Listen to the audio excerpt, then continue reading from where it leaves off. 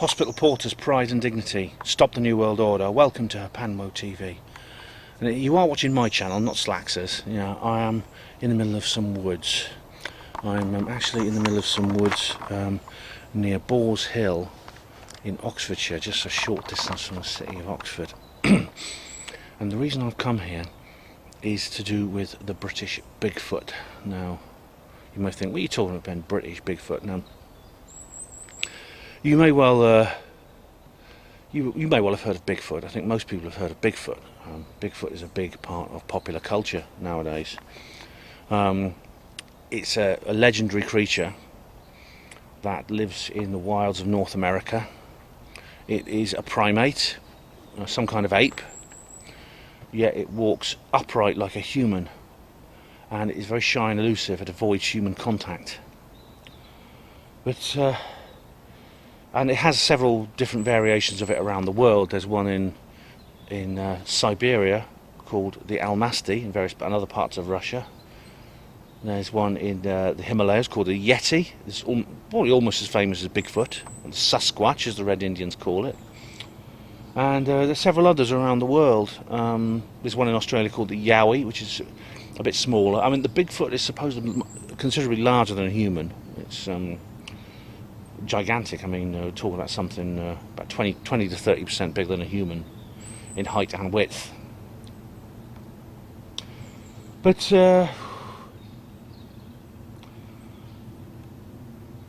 Britain's different. See, this is the thing. These things are well known to exist in parts of the wild of various continental wildernesses. And now, I'll just give you some statistics.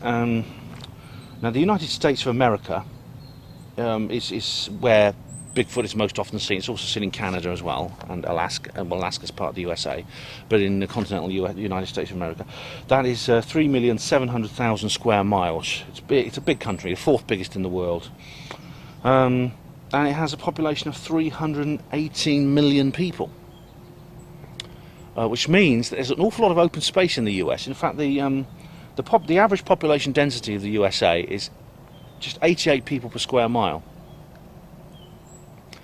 Now, here in Britain, it's very, very different. It's a much smaller country, only 88,000 square miles, much smaller, a tiny fraction of the size of the US.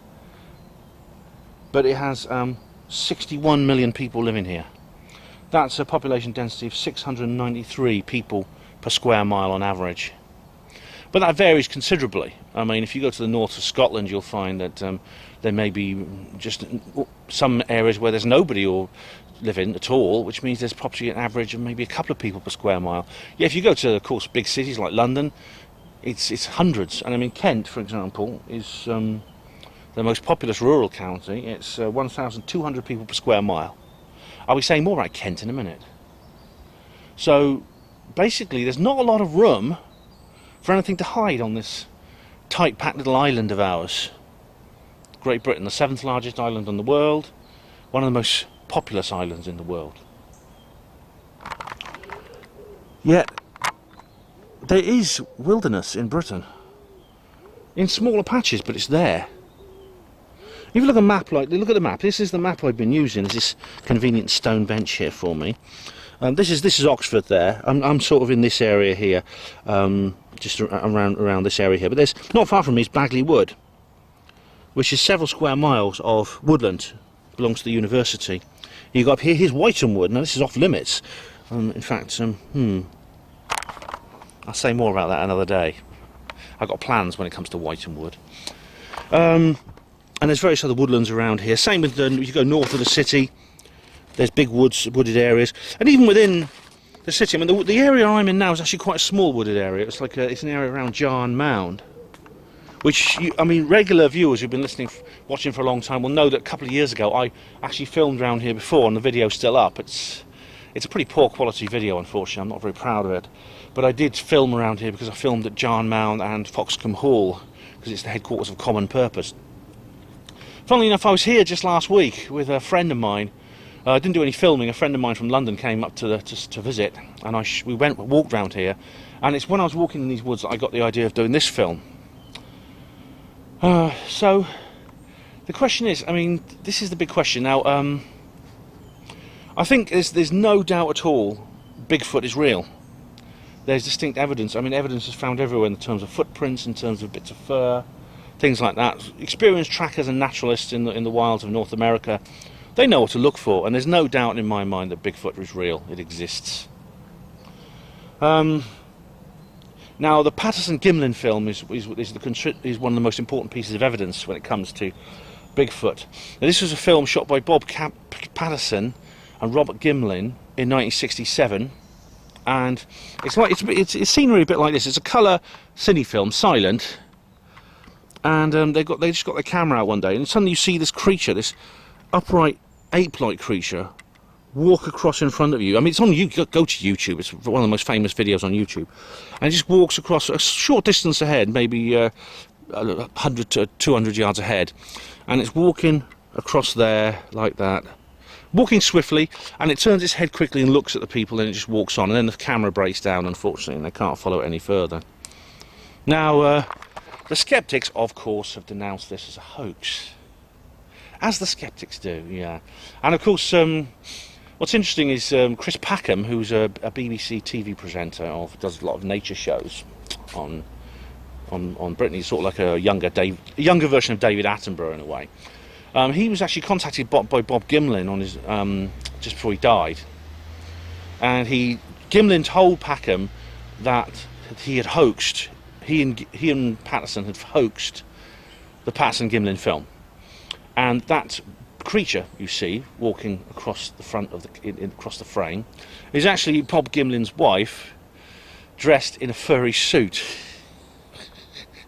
Yeah, and of course the skeptics, I mean, the moment the skeptics get a confession, what do? Oh, confession, we have a confession.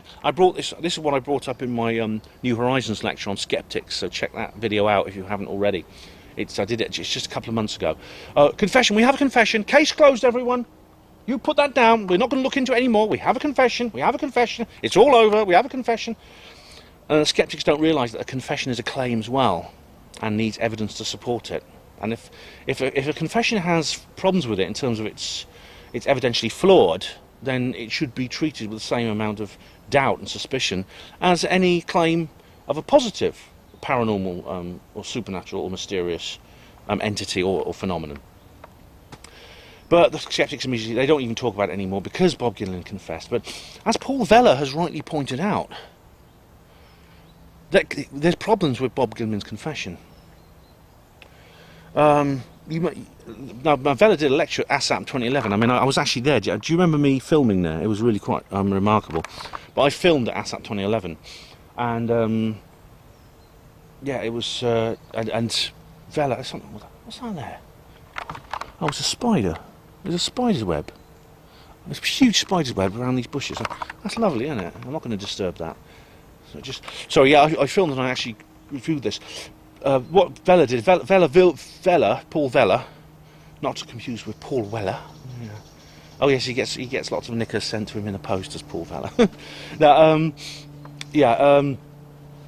he actually visited the location where Patterson and Gimlin made that film, and it hasn't changed much in the intervening years. There's still a lot of the old logs are still there because they take centuries to break down, and they're very big, sturdy trees and things like that.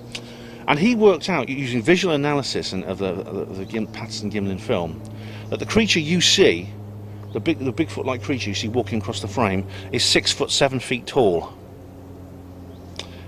Honestly, is Bob Gimlin's wife really that tall? I doubt it. It's a pretty big, bulky-looking thing. I mean, I wouldn't challenge one to an arm wrestle. Wouldn't mess with him down the pub. I'll tell you. Well, him.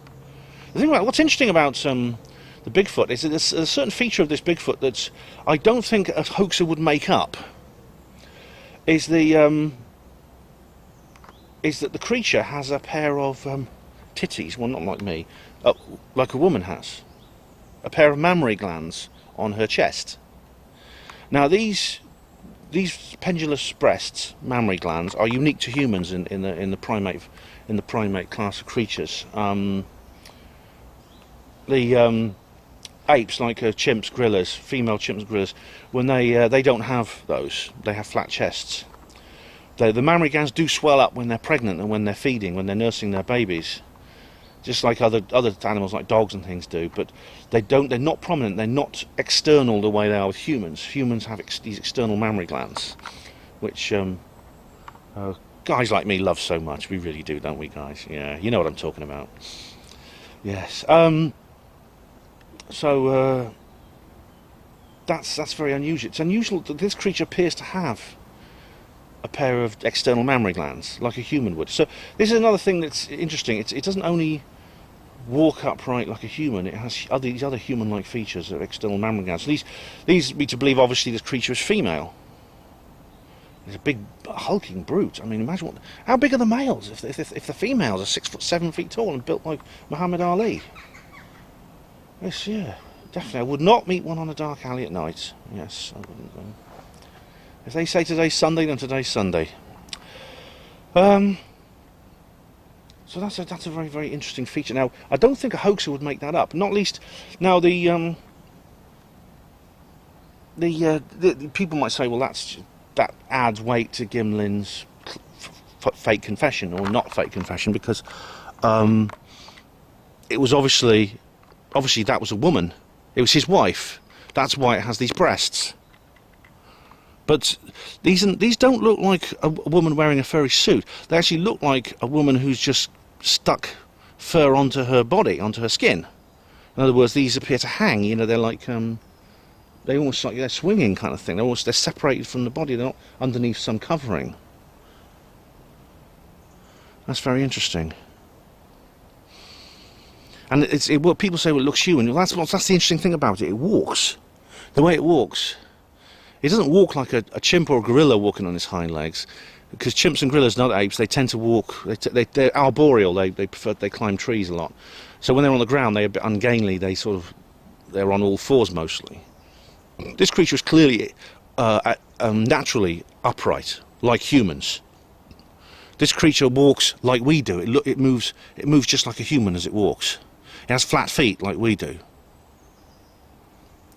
So that would make it unique. That would make it very, very unusual. It would make it the only other species of ape that does that is us. All other apes are arboreal. They're on all fours. We're the only ground-dwelling upright ape left in existence. Now I say left in existence because what's interesting is that it's not always been that way. I mean, the thing about it is, creatures that are like Bigfoot have existed in the past. I mean, that is unmistakable. It is unmistakable that creatures like Bigfoot used to live in the past.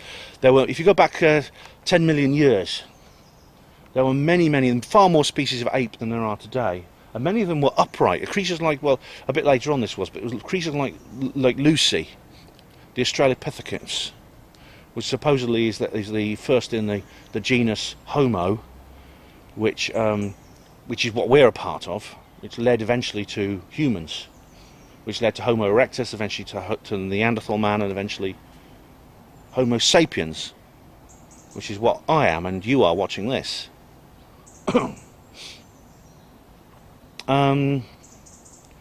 So whether this creature is part of that genus, whether it is a part of the Homo genus, or it could be something entirely different. It could be a completely different branch of apes. Because if you look at the evolutionary tree, there was an upright ape called Ardipithecus, lived about 5 million years ago. It eventually turned into both humans and chimps. So one branch of it went back to the trees, went on living on all fours, and that became the chimps. And another branch of it broke off and remained upright. Gradually gained intelligence, higher and higher intelligence. Its brain expanded in size. It eventually lost its fur, and it became us, humans. But you only have to go back about 5 million years to get this common ancestry. And there were other creatures as well at that time. There's one called Gigantopithecus, a huge creature which towered over several feet over a human. Very, very large, upright walking ape. There were many other upright walking apes at that time. Humans are just the only one left. And Gigantopithecus is exactly what we see when you listen to Bigfoot reports. Now we don't know what their level of intelligence is. We don't know. They could have the same intelligence as a chimp or gorilla, or they could be more advanced. They could have a spoken language. Whether they have a spoken language, whether they have human-like tendencies, we don't know. But I've got no doubt at all these creatures exist. No doubt whatsoever. That's a claim that I think is beyond dispute. What is a far more amazing claim, far more far-reaching and far more controversial, is the claim that these creatures don't only live in continental wilderness areas where there's vast hundreds of square miles of land without any human habitation. That's the only place they can actually survive. What is far more controversial is that they also live in densely populated areas. And I tell you what, if you go down to the woods today, you're in for a big surprise. I will never ever walk through the woods again in the same way as I used to before I came across this information. This is quite new information to me. I've not really thought about this before, because I actually asked Paul Vella. I said, is it possible for these creatures to perhaps live in more densely populated areas? Could a population of them, remember, it's not just one creature or two creatures, it has to be a breeding population. So it has to be a number of at least a few thousand of them. Could they live in a densely populated habitat with large, dense human populations, lots of towns and cities, with only limited woodland, and remain undiscovered? And Paul Vella said no. But reports of Bigfoots, or big feet, I suppose you'd call them, do come in from areas that are more densely populated.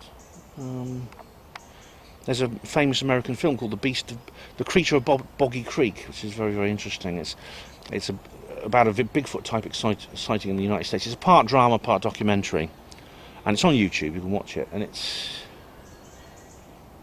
really quite remarkable, because it's not in the wilds of Colorado or Oregon or Idaho. It's in a densely populated area in the deep south, some Tennessee or somewhere like that, which is quite densely populated, rather like Britain. And there's a report that came in a little while ago. I was looking at this guy called Neil Arnold online, a cryptozoologist, and I came across a report of the Kentish ape man. Now this is interesting, but in Kent, remember that county of England, in the Garden of England as it's known, 1,200 people per square mile, lots of large towns, but there has been reports of sightings of Bigfoot-like creatures in Kent. Now there's even, amazingly, two reports from within the town of Tunbridge Wells. Now Tunbridge Wells, of course, is this epitome of Middle England, you know, angry housewives who write into the BBC, commuters in bowler hats standing on trains, you know, it's women's institutes, Rotary clubs, you know the kind of thing I mean. So that's the last place on earth I would expect to see a Bigfoot. But in this wooded area in the middle of the town, Bigfoots have been seen twice now, and there's a long period of time between the two sightings, which I think eliminates or makes it highly unlikely there's any kind of hoax involved. One was in 1941, and the next one was in 2013. So unless it's a multi-generational hoax, which people only every other generation decides to do it, it seems unlikely that this would happen. But the witness reports is actually quite amazing, as Neil Arnold. Neil Arnold has also gathered reports from other areas. So it's quite it's quite something. Now, after I looked at Neil Arnold, I came across someone called Charmaine Fraser, a Scottish lady. Now you'll remember her if you look at my video, the Scottish UFO and Paranormal Conference report, because she appears at that conference. I mean, I interview her briefly. Now, this is what I'm going to do is in a little while I'm going to play you a much more detailed interview I did with Charmaine Fraser on her Panama radio, and there'll be a link in the description box to the full radio show. See, because there's a bit of commentary by me outside when the interview's finished and before the interview. So if you want to listen to the entire radio show, you can. But I'm going to play you my interview with Charmaine, just like I did one with Stephen Bassett a little while ago, and I think you'll find it very, very interesting indeed. But when she was 7 years old, around about 1980 or so. She was staying with her family in Angus, Scotland, which is a remote region on the eastern seaboard of Scotland. When she was walking down a country lane, she's just a little girl at the time, and she saw one of these creatures on a country lane, and she ran screaming home, as you'd expect for a young girl her age. And basically, her family investigated. They found footprints and things like that. And I'll let her tell you the rest of her story herself in the interview. But this was when I first came across Charmaine and Neil. This was completely new information for me. But Charmaine is actually convinced there is a thriving and active population of large upright apes in the British Isles, at least on the mainland of Great Britain. Can't say for the other islands, especially Ireland, and maybe Ireland has. I don't know about the other islands are much smaller. If you look at the map, if you're not familiar, you'll see that the British Isles are basically two big islands, Great Britain and Ireland, and there's lots of smaller islands around the coast of those. Things like the Isle of Wight and the Isle of Skye, things like that. But I tell you what, I mean, she was convinced, and I tell you what, I'm convinced now. And she believes these things are, obviously they are actively avoiding human contact. So Paul Vella, I think, is wrong in that respect. I think if you had I think there is enough empty woodland for someone to hide out. We've seen this with people like army deserters who go feral and they just stay in the woods and things like that, who remain uncaptured for a long time.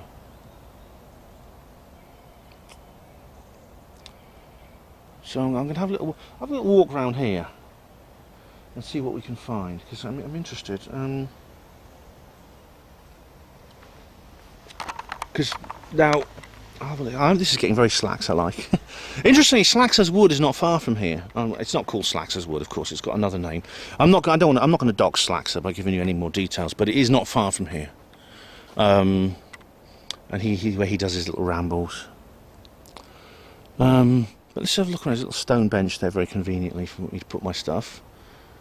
But I tell you what, I would never ever go down the woods the same and think about it the same way again. Now we're dealing with creatures, obviously, that are they're probably nocturnal, and there's this thing called the green corridor theory, and because they actually move from different patches of woodland. They use them as sort of islands to hide away, and they dash between the islands. And there's several different theories about how they get around, how they move between the different islands of greenery. And one of those is that they use railway lines. And this is quite possible because railway lines are often quite wooded. I mean, at the sides of them. Now, railways have there's a zone on either side of the railway where there's a fence where you can't get in to keep people out from trespassing and getting hurt. And these are very often left to seed, like Highgate Cemetery. If you read my report on Highgate Cemetery a little while ago, they're just left to seed. The forests are allowed to grow there, and I mean a lot of areas such as Oxfordshire have a green belt quota, which means they have to allow, by law, they have to allow certain areas, a certain percentage of the land to go feral and to simply be wilderness.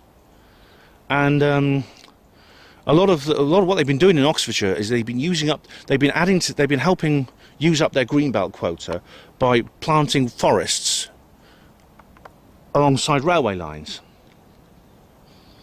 So it's perfectly possible that these creatures use railway lines to travel. They just move through the woods at the side of railway lines. And of course, all they have to do is just maybe make sure they're not in sight when a train comes along.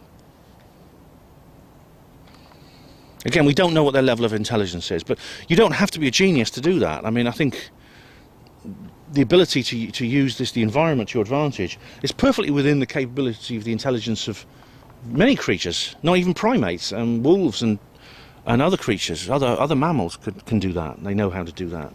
They learn, they evolve.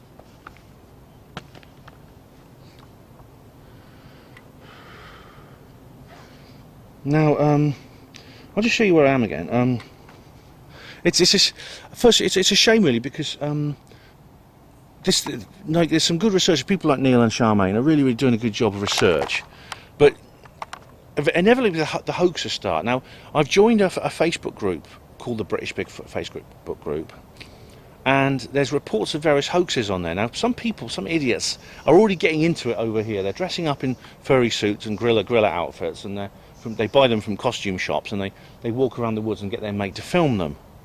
That's not helping matters. There's this guy in America called Tom Biscardi, and he works with these people.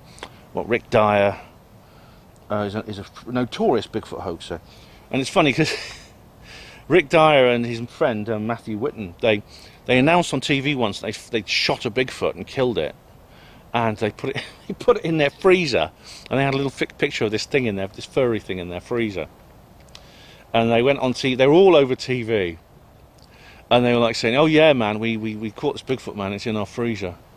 And of course, what's the first question the reporters are going to ask at the press conference? What is the very first question they're going to ask? Can we see the body, please? And Rick went, well, not quite yet. It turns out it was a complete... What it was, they just got some fur coats and things like that. It's like, why?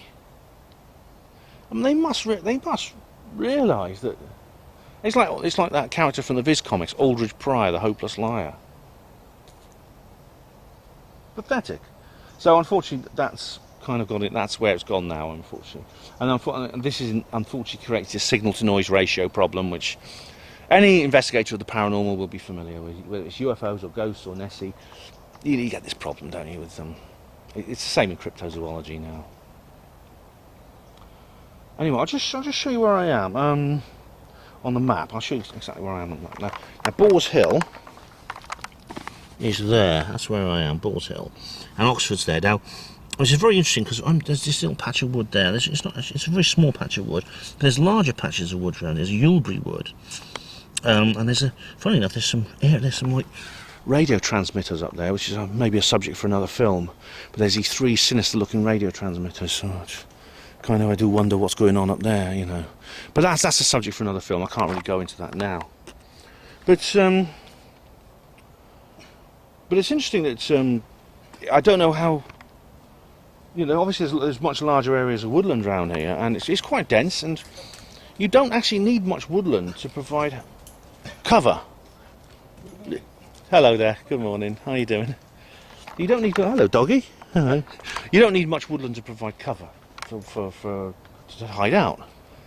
And any creature that was used to that sort of thing, especially if it was actively avoiding human contact, would definitely know what to do. It would definitely be very adept at hiding and keeping out people's way. And if you approach them, apparently, I mean, there's people who've heard strange noises in the woods, and this is the Bigfoot in North America and here in Britain. I've heard very strange noises. Now, also sometimes they'll throw stones at you.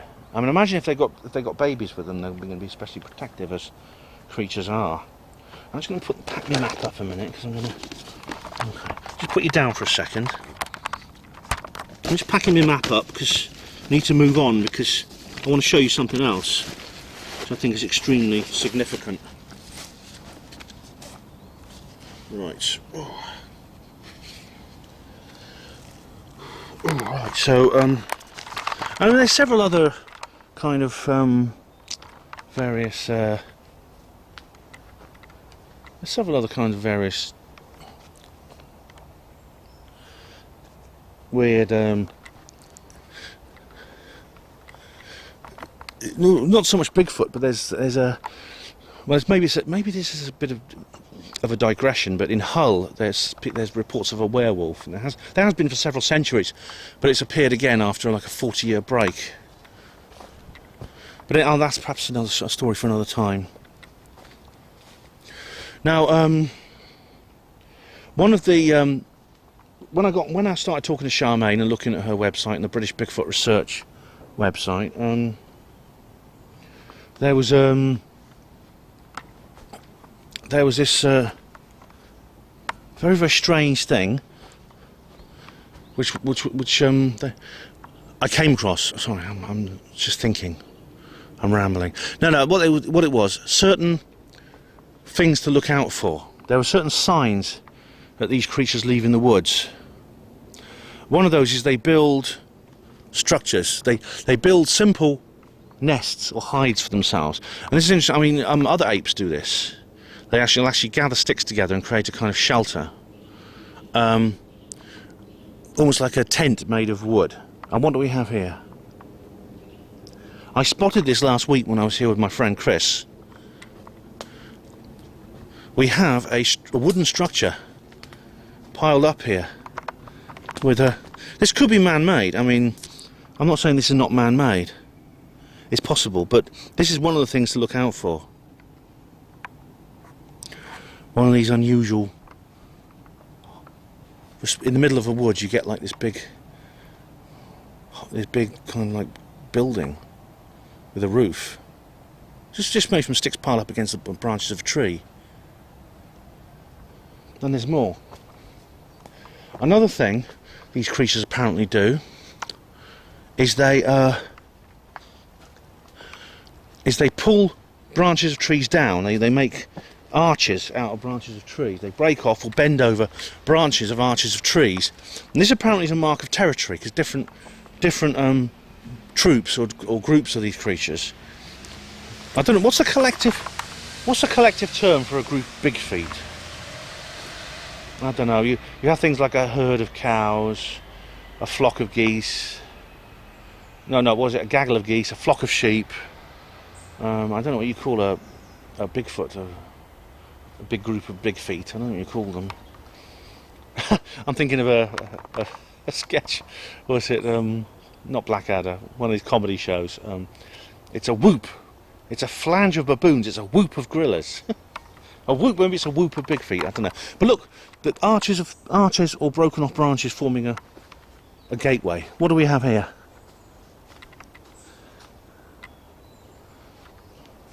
Look at that. Again, this is not definitive evidence, but I can't help wondering, could it be done by the big feet, the British big feet, to mark out their territory? In which case, am I some kind of space invader? I don't know. It does make me wonder.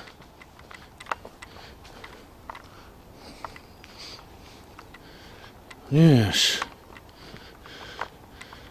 Actually, it's a shame I fell out with Slaxer, actually, because Slaxer's a guy who knows this area well. I mean, it's a few miles away, but he walks regularly in this woodland. And if there are big feet in this sort of South Oxfordshire area, he might have seen one. If he's... I think he's just too busy trying to dodge the sort of... the vegans with the axes come to kill him. Something like that. Or the various other enemies he's made. But it's a strange... Now this is only a very, very small patch of woodland, this. It's basically just... You can't even see it on the map. It's basically just a... it's a couple of 100 yards square. And just... In fact, if you go up here... I mean, we just saw those people rambling with their dog, didn't we? If you're carrying up here, you just come to the gate.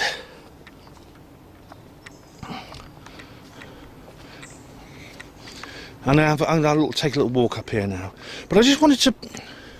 say another thing that's interesting, and unfortunately I saw this when I was researching my original Boars Hill movie a couple of years ago. It was on the Boars Hill Community website, and I can't find it now. And I think I'm just going to have to contact someone from the Boars Hill Community Association, and maybe they will fill me in. But there was a very, very interesting report by Matthew Arnold. Now, Matthew Arnold is a very significant local figure here in this area, because I think he lived around here, and he's a famous poet and school teacher, pioneer of schooling, and he was walking from Oxford to Boars Hill one day. Basically, he walked in the same route I just walked, because I just walked up from the city, and he came across a big furry ape-like creature, and I think this thing ran away, and he ran away. But it was actually when he came across this not far from where I am now, albeit it was a long time ago. We're talking mid-19th century, so over 150 years ago this was. And you know, maybe the woodland shrunk since then, or I don't know. But it's just interesting that I've just seen those strange features, the branches pulled down and that little hide. And we have Matthew Arnold significantly reporting seeing Bigfoot-like creatures in this area. Now, albeit 150 years ago plus. And this was a time when the concept of the Bigfoot did not actually exist in popular culture. Because everyone knows what Bigfoot is now. We have movies like Bigfoot and the Hendersons. But in those days, no one knew what Bigfoot... No one really, in the 19th century, I think, was aware of Bigfoot, unless those who had seen him, like Matthew Arnold. We're coming to a road now. So these creatures, they must sort of have to leave the woods occasionally to find their way to a different woods. Because, I mean, of course they have to travel because they have to find mates, they have to have babies. Which means they have to go and meet other groups. And Charmaine and I discussed this in the... See, Matthew Arnold's field, Bridleway, he's a very significant person around here. And this little road here, see, so they must have to dash across areas like this. So you never know when you might see one. But if they're nocturnal, they'll be hiding out somewhere. And apparently if you disturb them, they get very nasty. They can throw stones at you and things like that.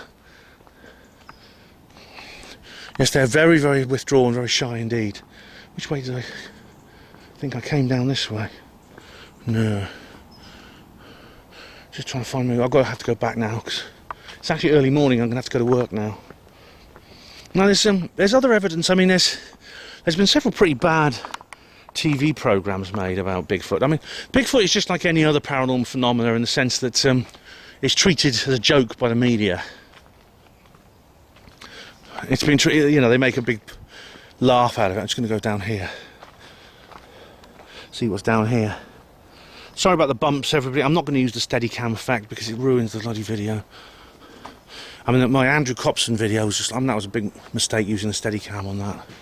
I might remove it actually. There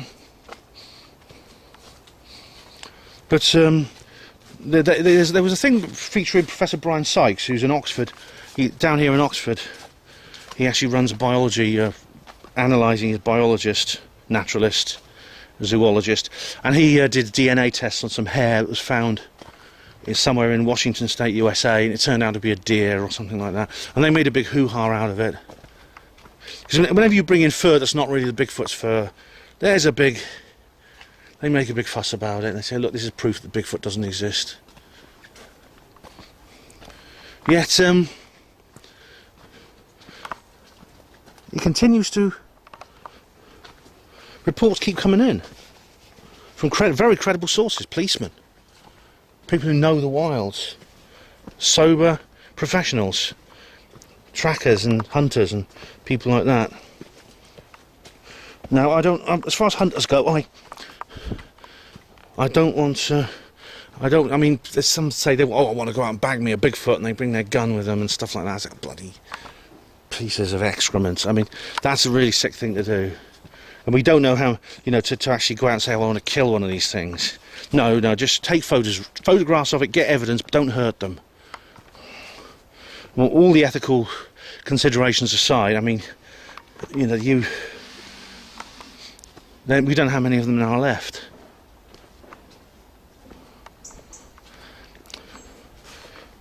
So, I'm going to keep my camera handy as I walk back down the hill, because you never know what might appear. And if anything comes about, if I see anything strange, I'll have my camera ready, and I'll try and capture it. I didn't see anything on the way up, but I'm going back to Oxford now. It's about a 2-hour walk. Actually, about an hour's walk down to Oxford, another hour to my workplace. Who knows what we might see. In the meantime, I'm going to show you my interview with Charmaine Fraser on her Panwo radio, which I recorded a couple of months ago. So I do hope you enjoy that. And as Niall Murphy, Opaque Lens of Shamanic Freedom Radio, says, see you at the other end. Ladies and gentlemen, listeners to the Panwo show. This evening I've got a very special guest that I've wanted to get on for a while. Her name is Charmaine Fraser. Hi, Charmaine. Hi, Ben. It's good to have you on the show. I wanted to bring you on because you have a similar interest to myself, and I listened to your interview on Alison Dunlop's ADX Files, a new series of radio shows that's taking the world by storm. Alison, of course, has been a guest on this program. Listeners regular listeners can scroll down and find where that is. But we'll begin, I think, by just talking about your experience you had when you were a little girl. So this was in Scotland, In Angus, I In believe. Angus, in Right. Scotland, So, northern so what Scotland, happened? yes. Well, um, yeah, it was. I was sent out to get the papers. It was something that we used to do a lot as children for my grandparents. The papers would get delivered to the neighbours down the road, and we'd go down and pick them up. Usually get a sweetie for it or whatever. Mm. So that day I'd been sent out, and me and the dog, my granny's dog Sheba, went trotting down. There's a curved track that leads off the property onto a small track that leads out to the road. And so we're coming down this wee curved track, and the dog stops dead. She just stands stock still. Her hackles are up, and she's growling and whining and being quite odd. And as this is happening, I'm kind of running past her, and I come round the bend and stop on the track, and because there's this big thing standing in front of me further down the track. Now, this was broad daylight. This was not in the woods. I mean, there was woods surrounding us. There was woods used to come right up to the property. It was very heavily wooded at the time, but this was there, standing with its back to me, reaching up. It had a ash branch in its hand. It was kind of just bent this ash branch. It was looking at it, and it was just large, black, broad, thick arms and legs. Just this creature. To me, it was just this monster. I was stood there in like shock, just shock for I don't know how Mm. long, seconds, staring at this, and then I kind of screamed, and the arm came down and it started to turn, and I ran. I mean, I just bolted back to my That's granny's. understandable. The dog, all credit to the dog, it stood there till I ran. But Mm. interestingly, the dog didn't see this. It wasn't in the line of sight. It sensed it Yeah. before, it was kind of interesting, kind of looking back. I mean, yeah, it was terrifying, and obviously, as a child, I'm beating on the kitchen door, screaming and crying, and there's a monster out there, and kind of get dismissed. Oh, it was a neighbour, oh no, no, and it's like, oh, it's Yeah. no bloody neighbour that I've seen. Now, Yeah. that was the first time I saw anything odd up there, and there was another incident later, and it was at night. We were going up to my grandparents, and we were coming up the road, and we were just turning right onto this track, and up ahead, now I have maps and stuff, up ahead, basically where the quarry entrance was, it must have been kind of 200 metres up the road. I just see this large greyish figure standing up in the road, and it's just caught in the headlights. Now, it could have been a person.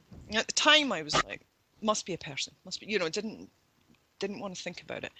Mm. But the one thing now, looking back, and I'll get into why this is important later, is the eyes were reflecting the headlights. This Like a cat. orange, yeah, well, it was an orangey colour, yeah. Mm. Now, I kind of dismissed it, telling yourself, no, no. And now, around that time as well, we'd been out with relatives. It was like my auntie and one of her friends, and we were up round my granny's area. We used to go collecting rasps, like wild rasps and things like raspberries and things, and just Mm. wandering, And we were out in a certain bit further along the track and further up into the kind of wooded areas, and we heard something. And it was this whoa kind of, noise. It was this long kind of howl type, low howl noise. And I remember the adults going, what was that? Mm. And then it kind of got dismissed, and, nothing else was thought of it. Now, this was way back, as I say, kind of late 70s, early 80s. And I didn't know what that was. It was a monster. I didn't know Mm. anything about Bigfoot or anything like that. Did it look a bit like? I mean, to describe the actual creature itself, did it look like these things you saw later on about Bigfoot? Because you didn't Yes, know well, anything this about is what Bigfoot I'm at the time. coming to, right? So, Mm. for all these years, it's kind of gone through my mind. What the hell was that? did I do the right thing by running away? I didn't know, you kind of, these things go through your mind, and I've always been a wee bit kind of hyper vigilant around the woods ever since, but Yeah, I don't blame you. not really knowing what that was, kind of questioning myself, going, what the hell? And then it was a couple of years ago, I think it was back in 2010, no, 2013, sorry. Around about that time, just before that, my son, he's quite into his documentaries, and he had Animal Planet on. And just by chance, an episode of Finding Bigfoot was on. And so I was kind of watching this. And you get the accounts, and they're talking about typical characteristics and all this, so I was like, wait a minute. And I'm watching this and I'm thinking, wait a minute. That matches my experience all those years ago. And it That's what you was saw. really this moment of, it was like an epiphany, I was like, oh my God, wait a minute here. This is quite, this matches. So I started looking into it. Descriptions of physical characteristics, the way that dogs react, kind of other people's experiences of these things. And this really matched. I mean, I was thinking in terms of parsimony, this is the best fit in terms of explanation. And I researched more, and I kind of started looking into things like eye shine, because that's something that's commonly reported, throughout Yes, yeah. history, right up to the modern day.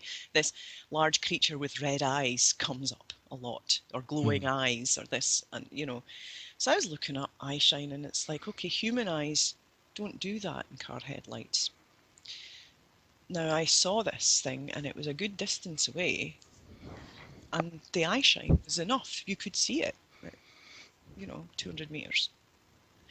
So that wasn't a person.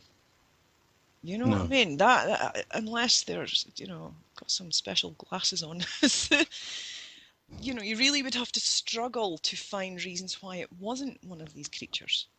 Yeah, You know what I mean? So I do, that yeah. basically, so I started looking into it. Started looking into this. I thought my first question was, how is that even possible? You know, what are these things? How could they exist in places like Britain without anybody really knowing? Have other people, I mean, obviously in America we know there are thousands of sightings, but it was quite hard to actually find British examples to begin with. So I started looking into it, and there was a few popped up.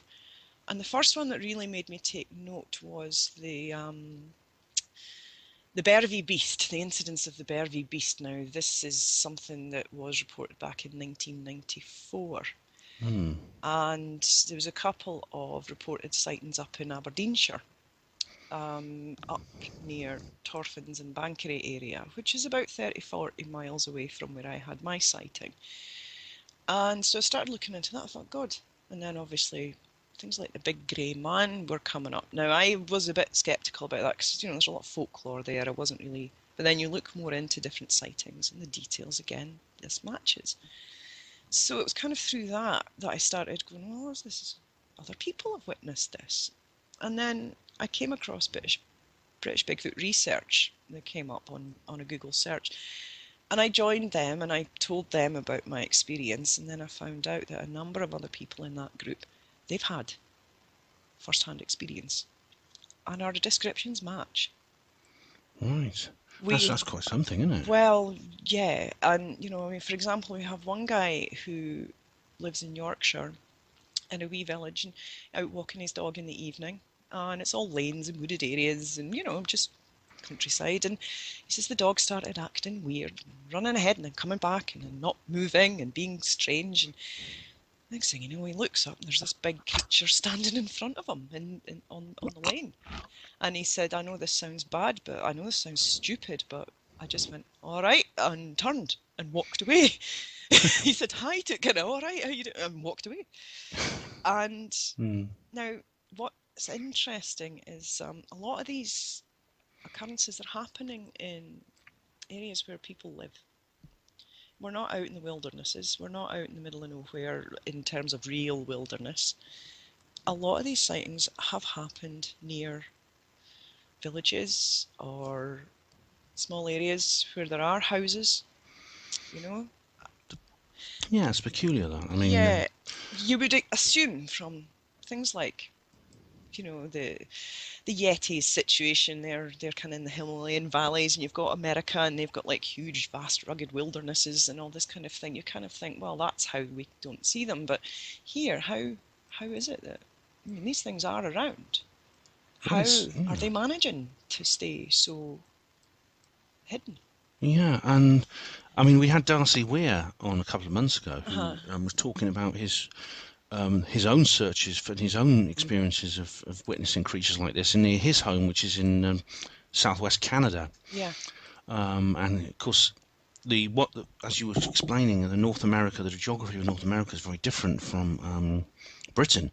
Although the area you were in, the area these things have been, you mentioned Aberdeenshire and Angus. Yes, I mean, Um, north of Scotland in the Highlands, as far as Britain especially goes, and we got the Cairngorms. I'm looking at it on the Cairngorms. map right now. There are. I mean, if you want It's wilderness like in a Britain, mini Northwest it Pacific is. Rim. It's like a miniature version in It terms is. of I mean, it's not quite the habitat. size, but we're talking about Yeah. a big area of where pretty much nobody lives. I mean, there's Yes, it's Ben interesting. McDowee. I've heard of the old man of Ben McDowee or something like that. Yes. So Yeah. Oh, there's I mean, grey man of 200 years of different yeah. reports coming from that area. What's And I mean, of course, interesting, Yorkshire Dales. It is actually. I mean, was this yeah. in the Yorkshire area where there was some wilderness, there's the Pennines and things like that. Yes, and one of our guys had a sighting in kind of north of Newcastle area, in the forests up there, and that's classically associated with things like the Beast of Bolam Lake and these kind of things. Yeah. Um, it's Yeah, they are happening. These areas are maybe less populated, obviously, but they're not that far. I mean, where I was in Angus, it's not that far from civilization. You're about 8 miles to Yeah. the nearest town.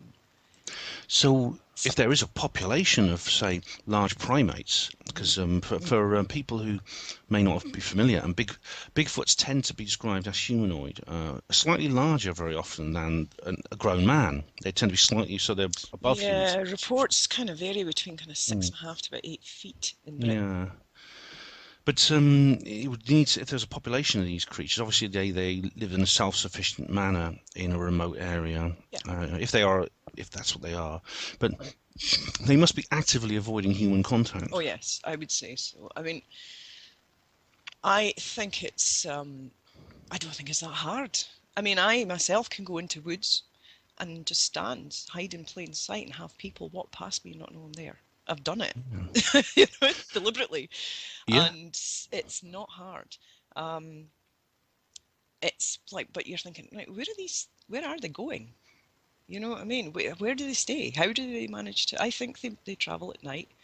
I think they Mm. pick areas like, I mean, all I've got to go on definite habitat is where I had my experience. And there was an old quarry with old water holes. There was fish in those water holes. It was heavily wooded um, at that time, quite extensively. You're thinking it would not be hard to hide from people and Yeah. then move at night. It's interesting because I mean there would have to be I mean like there would have to be a certain number of the population in order to have a breeding population to have like a Yes. sustainable. Now, I mean I think for humans it's about 200 I think minimum. Something like yes. 200 minimum for human groups. Now, based on like the BFRO in America, they kind of have a wee formula for working these things out, and so we applied this to Britain, and we came to a number of, we reckon there's probably a population somewhere in the region of 2,000. Now, this is massively Mm. speculative, but that's taking into consideration things like, woodland and that kind of thing. But there's an aspect here that I think we're all missing out, and that is underground cave Right, yeah. systems, and especially old mine systems. Yeah, there's a lot of those. There are a lot of those now. I mean, I have reports from Fife. Fife's a very small region, and I have a number of Mm. different reports from Fife. Now, Fife was a huge mining community, Mm. which obviously fell through in the 80s, and there's a lot of old unused mine systems. Right. So there's an example there of, these things could be using old systems. I mean, we've got there's a place out in Bathgate, the Bathgate Hills. There's a number of strange sightings out there over the years. And again, there's old silver mines. and this kind of thing, and wee underground systems around that area. And you think, well, that's quite interesting.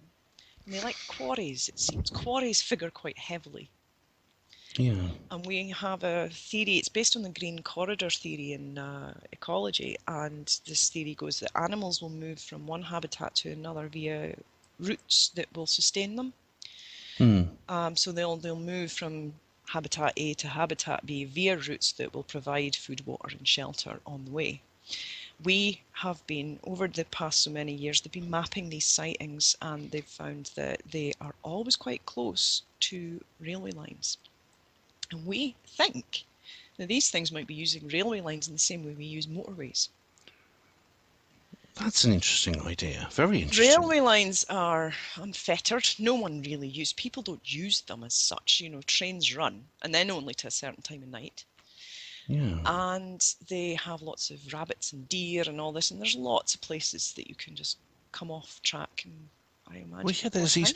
Well, I mean, if you travel by train, I mean, the first thing you find out is that the railway itself is surrounded by fences, but the actual railway reservation is sometimes quite wide, and it includes woodland. There's a lot of woodland beside railways, and some of the the green zone policies of some areas. I know in Oxfordshire there's like a green belt policy. They're deliberately growing forests at the side of railways to meet that quota. But I was thinking if you did want to move along, all you'd have to do is get out of the way when a train was coming. Yes. But you could move without being seen. There are reported sightings of large black man-like figures running along railway tracks at night. This kind of, there is evidence to suggest that, this could be one means of moving around. Yeah, I mean, from what you've told me about the sightings, and I mean, there are some anomalies I want to go into with you later, but I mean, from what you've told me about the sightings and some of the ones that I've looked into, they do seem to occur in these green areas or in these green corridors that you mentioned. Now, Angus, of course, is probably the most likely place because there's the Cairngorms and stuff like that. Now, the Cairngorms is kind of north of Angus, but Angus is kind of an interesting place because we have it's quite a big region, and we have everything from going from the coast right up to the glens just before the Cairngorms, basically. Yeah. So we have a huge different kind of, we've got farmland, we've got woodland, we've got hills, we've got, a massive deer population. There's a river Tay, which the river fish. Tay kind of goes more through Perthshire. Now, the Tay kind of comes out at Dundee, so they're not going to be around there. However, there's lots of other river systems, large river systems with lots of trout, salmon, that kind of thing going on. It's a very rich habitat. There's a huge amount of large black cat sightings in Angus. Yeah, those are interesting. Yeah, massive amounts. I mean, there's so many from even just the area where I grew up. I watched a documentary on TV once where they actually caught one of these black cats. Really? Yeah, I mean, it turned out it was some kind of, and they think it escaped from a zoo. It was like well, yeah, it's. I think they're quite explainable. I think. Yeah. This is different though. I mean, this is But the argument there is if this area can sustain, large predators like these black cats, it obviously shows that there's enough food going around to, that you need to have a fairly good habitat for and seclusion. I mean, the black cat thing is an important point because these are. I mean, I first learned about this when I started reading the books by Jonathan Downes, and who's the Centre for Fortean Zoology, and he talked about pseudocryptids, which are known species that live outside the normal habitat. These big cats would come under those because they're like leopards, pumas, things like that. Yeah. But the true cryptids would be the unknown species, which we're dealing with here. Yes. And of course, Nessie. Well, you can't talk about cryptozoology in Scotland without mentioning Nessie. Yes. Well, but I mean, these creatures are. One thing that strikes me is they're obviously some kind of primate. Yes, very much. Now, it's perfectly possible because creatures like this could exist. They have existed in the past. There's things like Gigantopithecus. Well, yes. I mean, there's lots. I mean, you have. Heidelbergensis, we think, actually matches the kind of stature of what we're seeing better than any other relict hominid. Gigantopithecus, that's a big argument. The Americans are quite into that argument. I don't think that that's the answer. I Right. think we're looking at more of something that's, I don't know about Neanderthals. I don't want to go into that argument either, because there's a lot of people saying, oh, it could be Neanderthals, but there's like, what was the structure, the physical structure of these creatures? There's a lot of kind of argument at the moment. Well, Neanderthals are like part of our own genus. I mean, Yes. they look. If you bumped into a Neanderthal, I mean, you wouldn't look that different from a normal man or Well, woman. I mean, some it's people have argued that they were actually hair covered. right. And there has been the amount of speculation. I think without being an expert in kind of archaeological anthropology or that kind of thing, Yeah. it's quite hard. There's no definitive kind of species. But Yeah. yeah, my argument is, well, I think it's a bit arrogant for us to assume that we are the only intelligent hominid species left when there is some evidence to suggest that maybe we're not. It's perfectly possible. I mean, it's as I said, the whatever creatures, it could well be, if not a living fossil, it may be of just. It could be that there's a branch of the primates It that would make sense. continue, because one branch was Lucy, and that became the Homo erectus, which then led to Neanderthal and humans. And there's another branch that died out apparently, which was the upright apes. It was also an upright ape, but it supposedly died out, but it could have continued. I mean, it could Yeah. could have spawned new Could species be into the that modern there's, world. well, I mean, it makes sense to think that, I mean, it's continued to evolve alongside us. I mean, Yeah. it's not, something doesn't stop evolving ever, you know. So it's basically, I think it makes sense to assume that whatever this is, it's come from a hominid species that perhaps we haven't come from or diverged from way, way, way, way back. You know, it's very kind of, I don't know, it's a huge subject, but one thing, it's like they're adding to this fossil record all the time.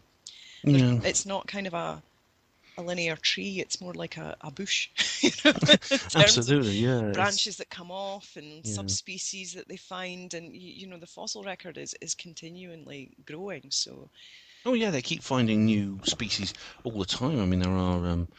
I mean, like there's X cryptids, that which turn out to be real, like the giant squid and things like that. yeah.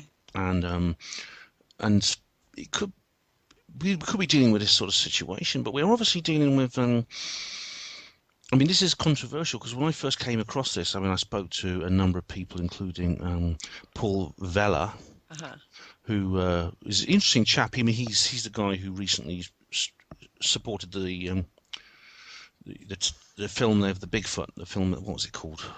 The Patterson Gimlin film. He recently came out in support of that. Yeah. But he doubts that a large primate could remain hidden in the British Isles. He thinks that it's not possible for a primate, a man-sized primate, to actually exist in the British Isles unknown. Yeah. But I think maybe, I mean, I actually went along with that for quite a long time, and because this was echoed in some of the books by Jonathan Downes, but Yeah. I'm starting to reassess that now.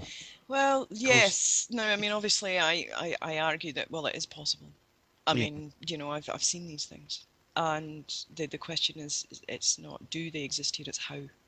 Yeah. You know, I mean, that's that, and until we start to really look into that more, there's no real argument against the you guys couldn't support this in your habitat.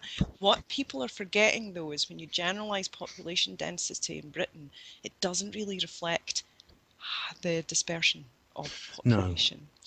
If you look at a population density map of Scotland, it's just all around the coast and across the central belt between Edinburgh and Glasgow, and a lot of the rest of the area is classed as remote.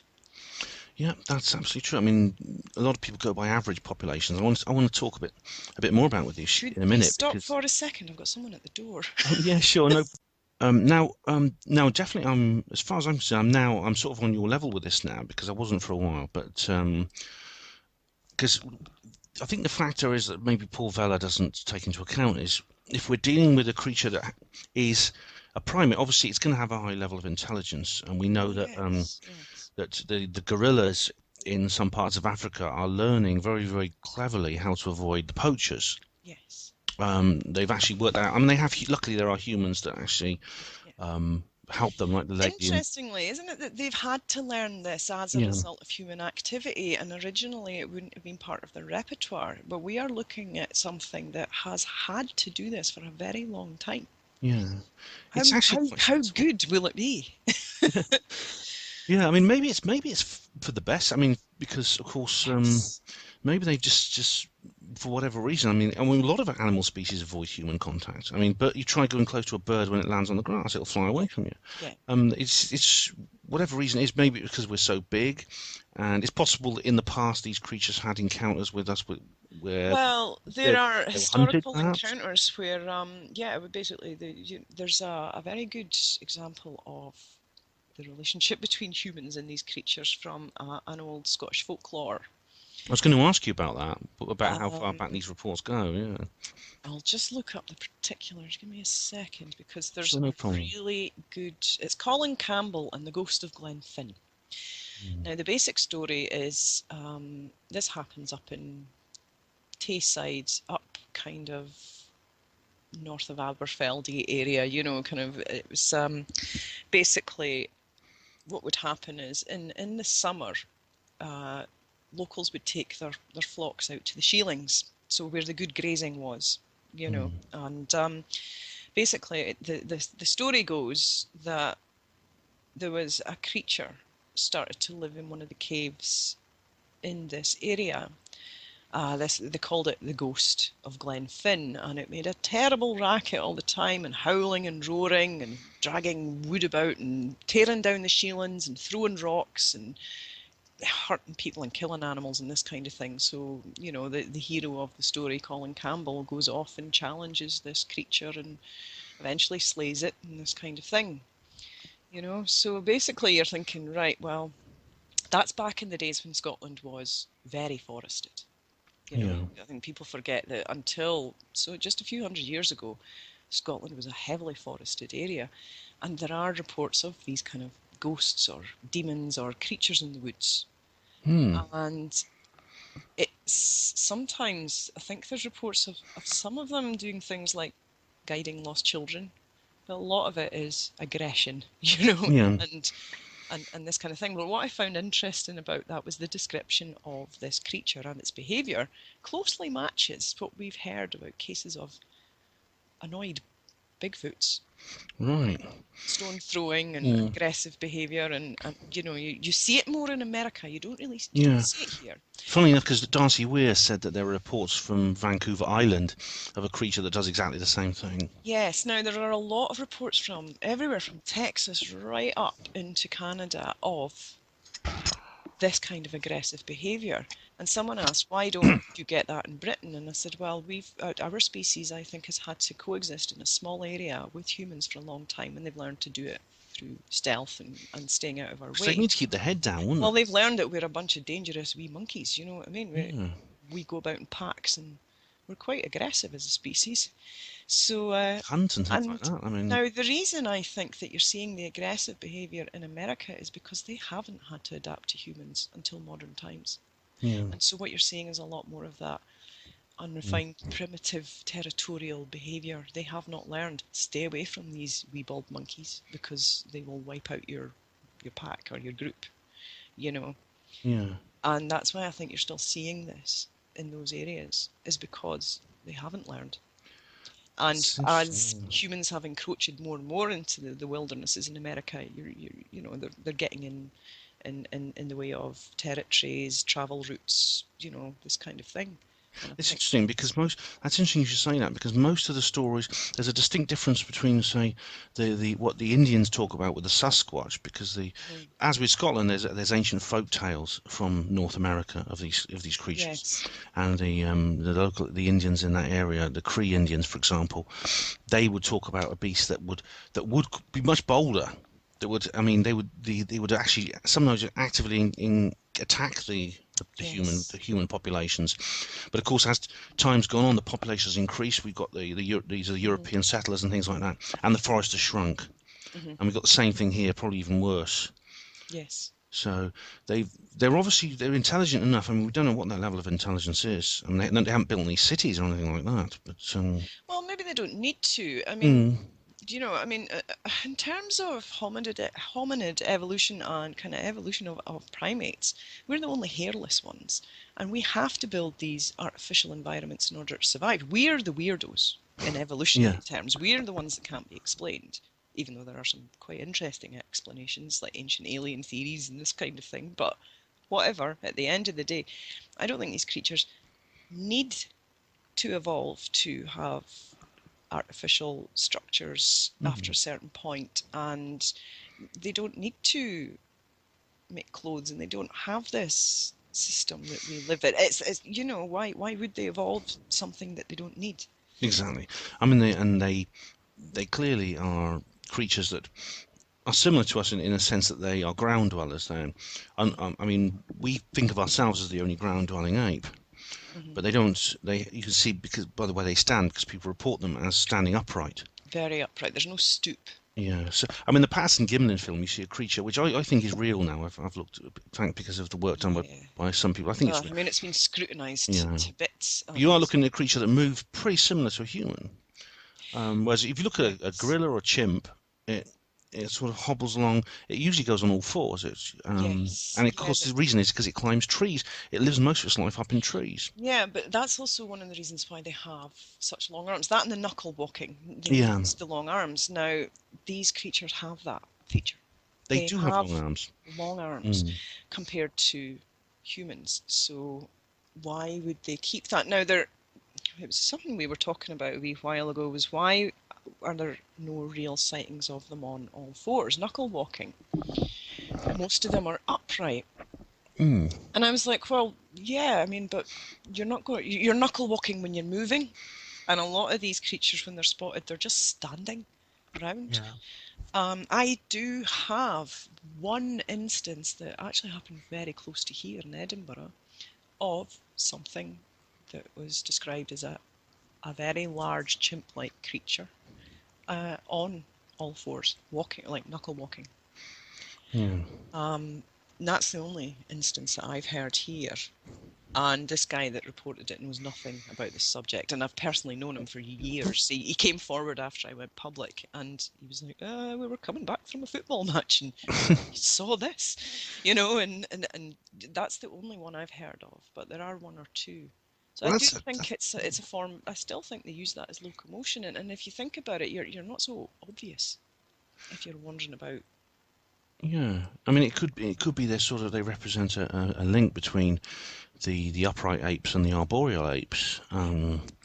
And they've combined both And they lifestyles. do climb trees. Well, if they live in a forested area, it would be an advantage to be able to climb a tree because maybe finding food sources, maybe birds' nests and things. But also, Hmm. you can see a long way from the top of a tree. Yeah, You might be yeah, able to see people coming before they can see you. yeah. Get down and get the family out of the way, get the kids out of the way, and things like that. Yes, Because we know the gorillas in Africa have started to do that to yes, avoid the poachers. yes. Um, It's no, it's yeah. I would agree. I mean, it's just, as I say, we're looking at something like what you're seeing happening in these gorillas is recent. So yeah, imagine them doing that for 1,000 years. exactly. Because How good would they be? yeah, if they've been living alongside us since say the Stonehenge builders and people like that were here, Hmm. or even before then, they I probably think they came over when that land bridge still existed, in the same way as everything hmm. else came over. Yeah. I mean, are there similar reports from continental Europe about? Yes, yes. I Hmm. mean, there are sightings all over Europe. One area that I particularly am interested in is kind of the Balkan areas, Hmm. Balkan countries. They have folklore that comes up to the modern day about creatures called the Vedi, which is the wood people. I've heard of that. Yeah. And the Vedi can be good or the Vedi can be bad. And, I mean, basically, and this continues right up to the modern day. And there are sightings. There is a very good picture that was taken in, I think it was Serbia. Just three teenagers out kicking about in the woods, taking photos. They just looked like three wee Neds. It's like, Hmm. and there in the background, in the mist, is this large figure. Now, that photo has been scrutinised to bits and there is no foul play. And they didn't notice anything when they were in those woods. It was only later. One Mm. look at that figure and I was like, yeah, that's what they look like. That's It's the broad shoulders. They're like 2 foot rugby players mm. sandwiched together in terms of, they're big. They And are yeah, reported to be. They're very, very large, bulky creatures. So you wouldn't pick a fight with them. They're really. no, I mean, you see this in the Patrick and Gimlin film. You see a very, very well-built creature indeed. yeah, Like it's been working out, yeah. I mean, that's just, I didn't really think about how broad these things were until I had my Mm. brother stand in. Because I've been up back, obviously. My brother still lives up at the property, and so I can go up and I look around the area and see if there's any kind of Yeah. historical stuff. And I had him stand in place of where this thing was, and we measured the distance at 30 metres, and he stood where it was, and I took photos, standing looking at him, thinking that thing was way bloody bigger than you, and Yeah. he's just under 6 foot. Well, Paul Vella did something similar actually with Patterson Gimlin film. He some of the landmarks are still the same in that area, Yeah. and well, there was a confession which the skeptics of course jumped on because what moment you hear a confession, that's it, case closed, without realising that a confession is a claim as well. Yes. It's quite many reasons why people make fake confessions, but Bob Gimlin said his wife dressed up in a furry suit. Mm-hmm. But the thing is, his wife isn't. I doubt if his wife is 7 foot 10 inches tall. No, And that's not how. even with the Sorry, biggest six foot heels in the 10 world. inches Yeah. tall. Yeah, 6 foot 10 inches tall. I doubt if she's that tall. But Vella worked out how tall this creature was. And I mean, how? So the sightings, you found sightings in Scotland, of course, where there's a lot of wilderness. Yorkshire, there's wilderness. I mean, where I live is in the south of England, so we're going into an area where there's more population density. Yeah. Generally, the further south and east you go, for listeners who are not in Britain, the further south and east you go tends to be that's where the population rises. Yeah. So I've got the figures here for it actually. We have the mean population of Great Britain is 693 people per square mile. But of course, we're Yeah. not spread out into that land equally, as we've explained. So, for instance, if you get into Kent, Kent is actually the most populous, densely populated county, I believe, non-urban county, Yeah. and that's 1,200 people per square mile. That's twice the national average. Now, I'm going to come on to some interesting things because there have been sightings in that area. Yes. Which is very interesting. Yeah, there's even footage from Tunbridge Wells. Oh, this is the Beast of Tunbridge Wells. I sent you a link to this, and I want to talk to you about this because this is interesting. Tunbridge Wells, this little town, this epitome of Middle England. Yeah. There's been several sightings of creatures in a park, in an urban park, which is really quite amazing. There was an incident, I think, in 1941, where and the funny thing is there was these coloured eyes. Yes. They talked about red eyes this time. I think you saw one with orange eyes. This was red eyes. And there's Neil Arnold, a researcher, has found other reports from Kent, and including Dartford, Maidstone, Hythe, and Chatham. Yeah. So these are all very well built up areas. There was another sighting in 2012. Yes. So if this is a hoax, it's a multi-generational. It's one of the best orchestrated hoaxes in history.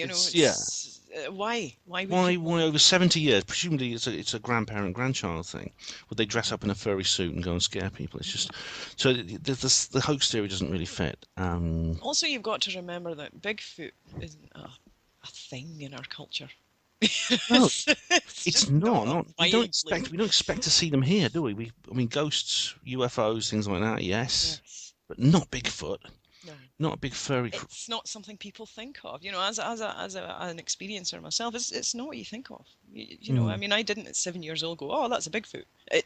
You know what I mean? It's not what it is. This big beast, this monster, and it's. I think it's interesting because you've got this area, and it's not that big an area, I suppose, relatively speaking, where you've got these repeated sightings over the years.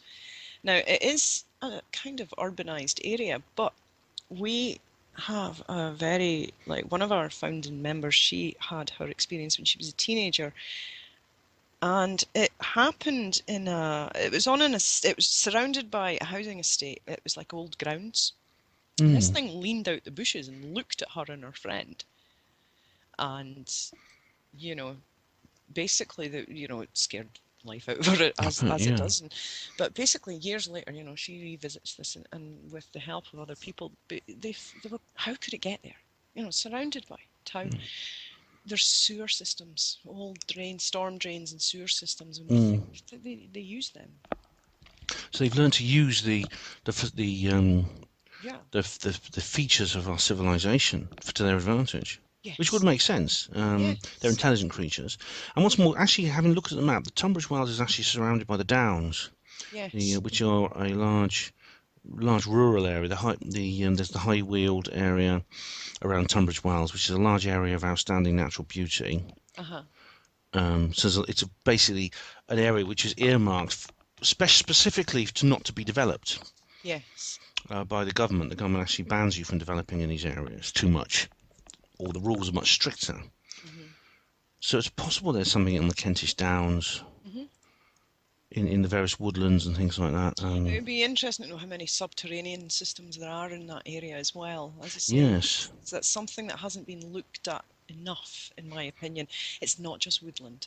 I mean, No. where do they go in the winter?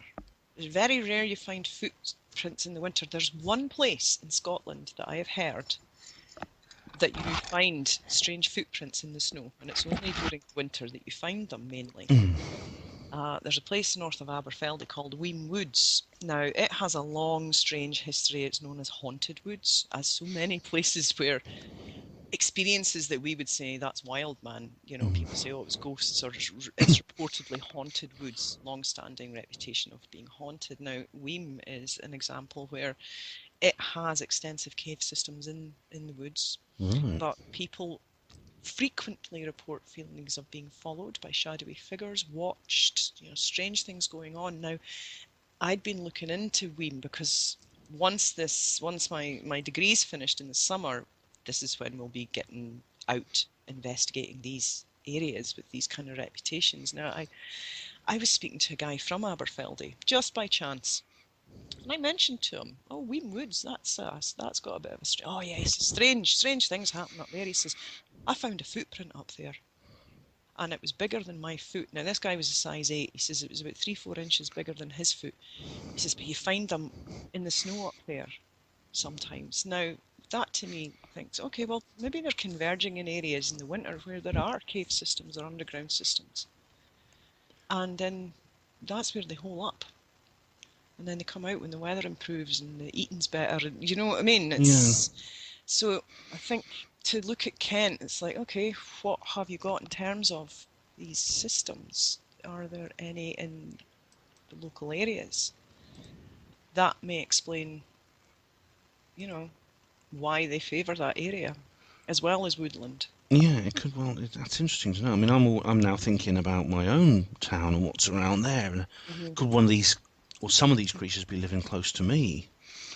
Hmm. And we know that outlaws used to live in woods and things like that Hmm. long ago. I mean, in places like there was the Bush Rangers of Australia, Ned Kelly, and people like that, Hmm. and they could hide for. There was the Maroons, the escaped slaves, used to set up towns in the Caribbean. It's possible that, and they could do that indefinitely. Many of them were never Hmm. found. Yeah.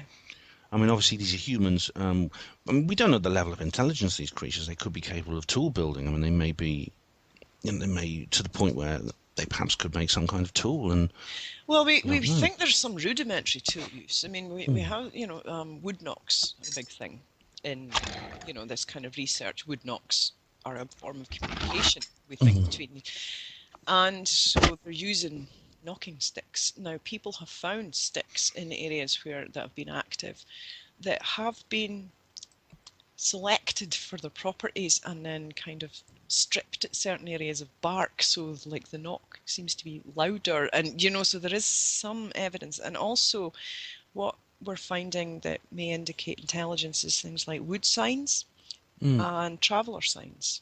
Kind of one of the theories that has been worked on is that they use signs in the same way that travellers and hunter-gatherers would use signs. Any kind of nomadic community would leave signs for other people, to say anything from there's a hunting ground, there's water, 5 of us passed this way, don't go left, all sorts of things.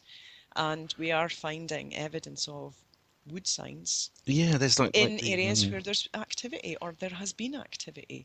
yeah. And they match to old traveller signs in a lot of ways. Now, that to me implies abstract thought. Hmm. It implies theory of mind. Now, theory of mind is when you know that the individual next to you is different and they have their own mind. It's not the same as you. Yes. They're a separate entity, and you can influence that mind. Now, that not all primates have theory of mind. You see it in kind of more higher evolved animals than you like primates.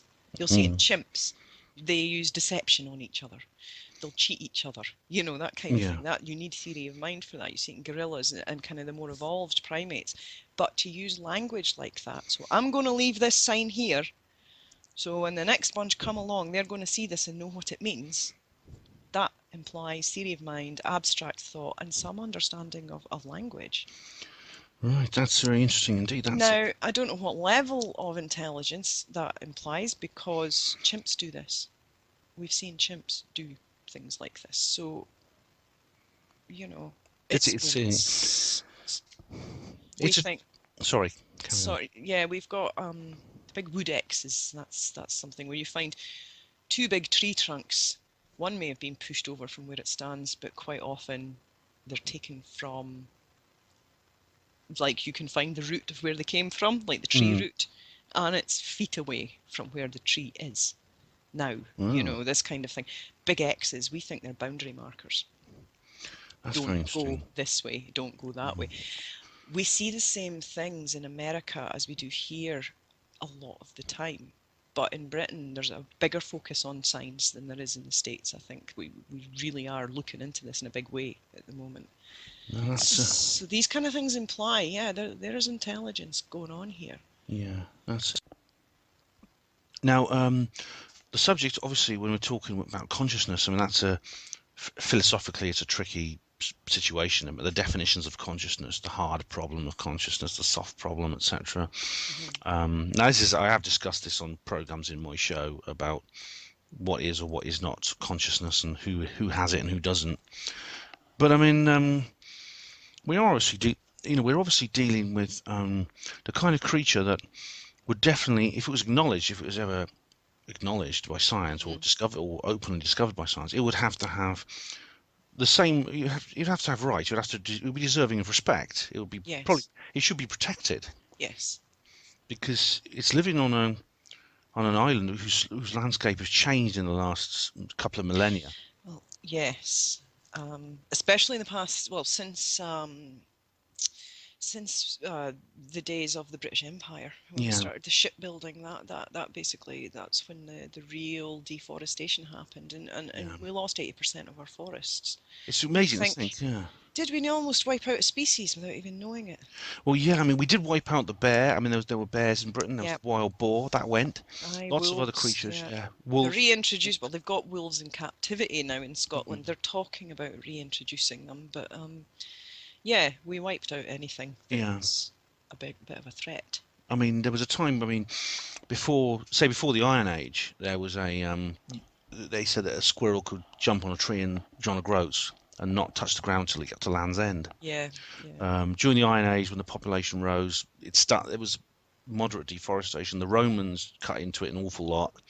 Then there was the Middle Ages, and as you say, really, it's the modern era in particular that has devastated the woodland of the country. Yeah, I mean, happily they're starting to reforest. There's big reforestation initiatives and conservation initiatives in Scotland now. I think it's interesting because I think that will help. We might actually get more sightings over the years. Yeah, I mean that's the good news. I mean, for the first time ever, this process is starting to reverse. And these things adapt. Now, the reason I think this is where I had my sightings. The quarry area was a working quarry till 1952. And my mum was saying that, she says they didn't plant trees up there till a good while afterwards. So we're talking kind of late 50s, early 60s. Those trees reached kind of mature woodland status.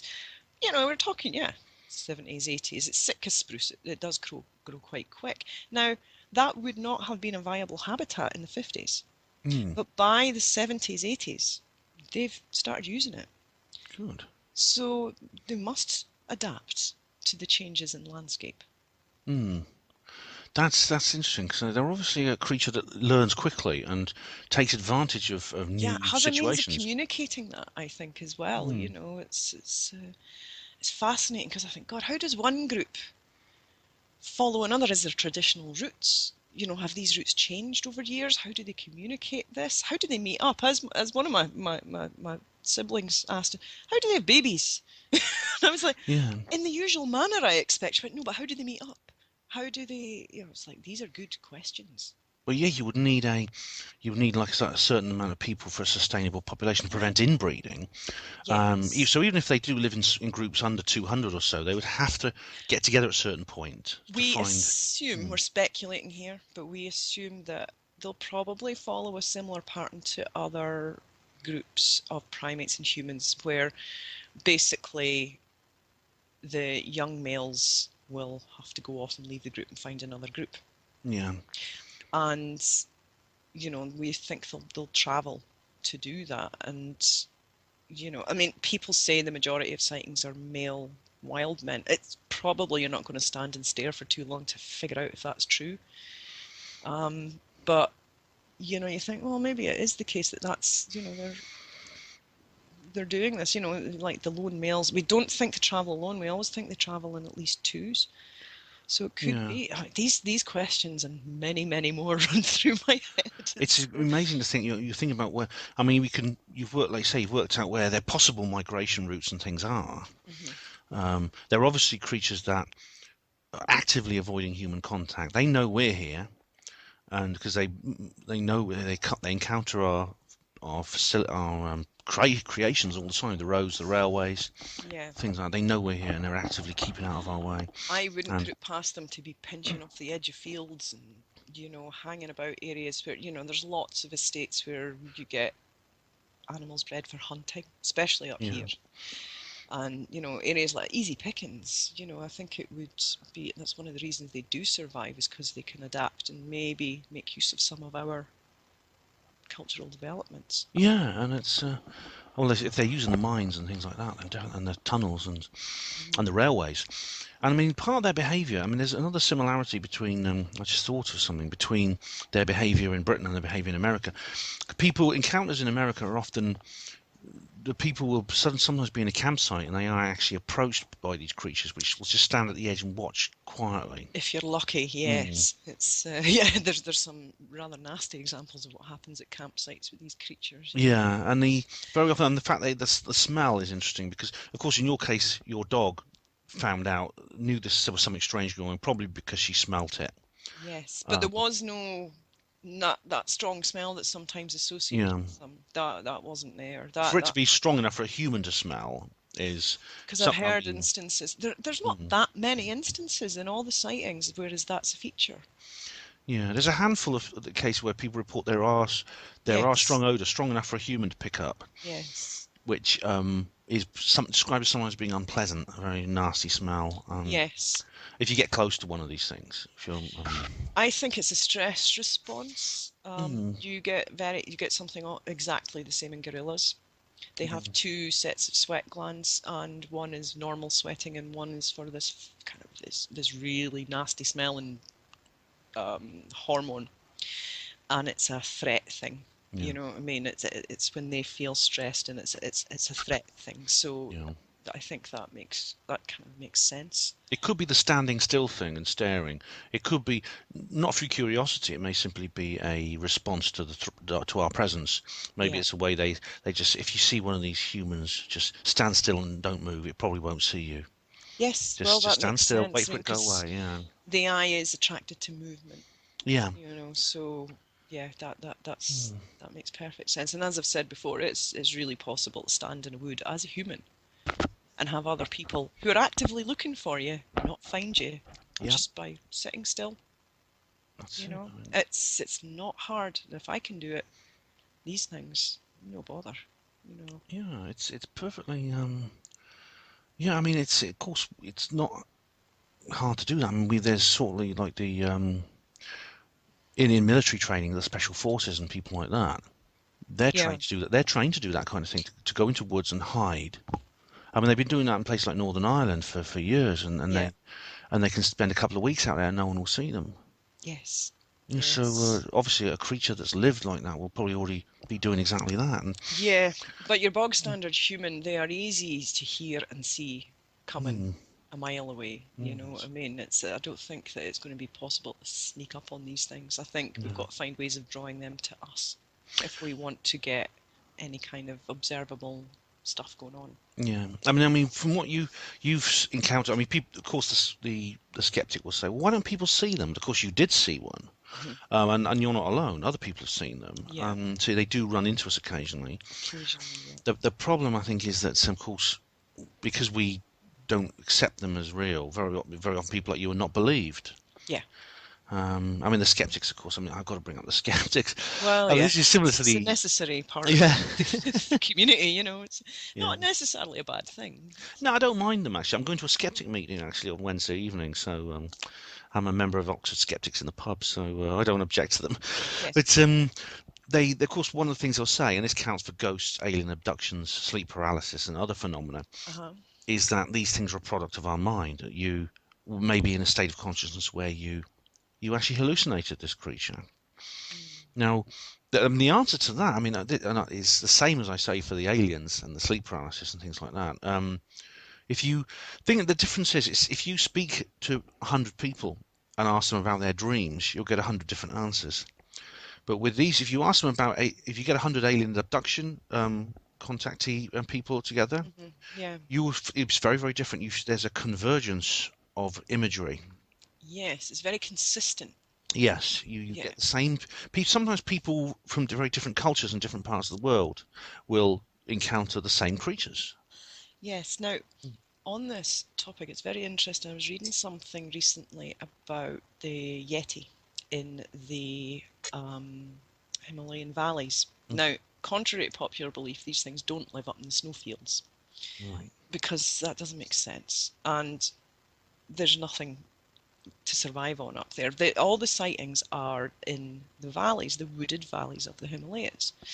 Now, people were saying, it's not this big white shaggy furry beast. All the sightings, just like basically they're all saying the same thing, either black to reddish brown hair, thick built creatures, strong built creatures that range between kind of 6 feet upwards, to kind of eight, Mm, 9, 10 feet, whatever. And the descriptions are all the same, but I thought, God, they match the descriptions of what we have here as well. mm, You know, I thought that was really interesting. The kind of yes. you get away from the mythology of the Yeti, and the reality of what's been reported matches what we're seeing in other countries. That is remarkable. It's, Yeah.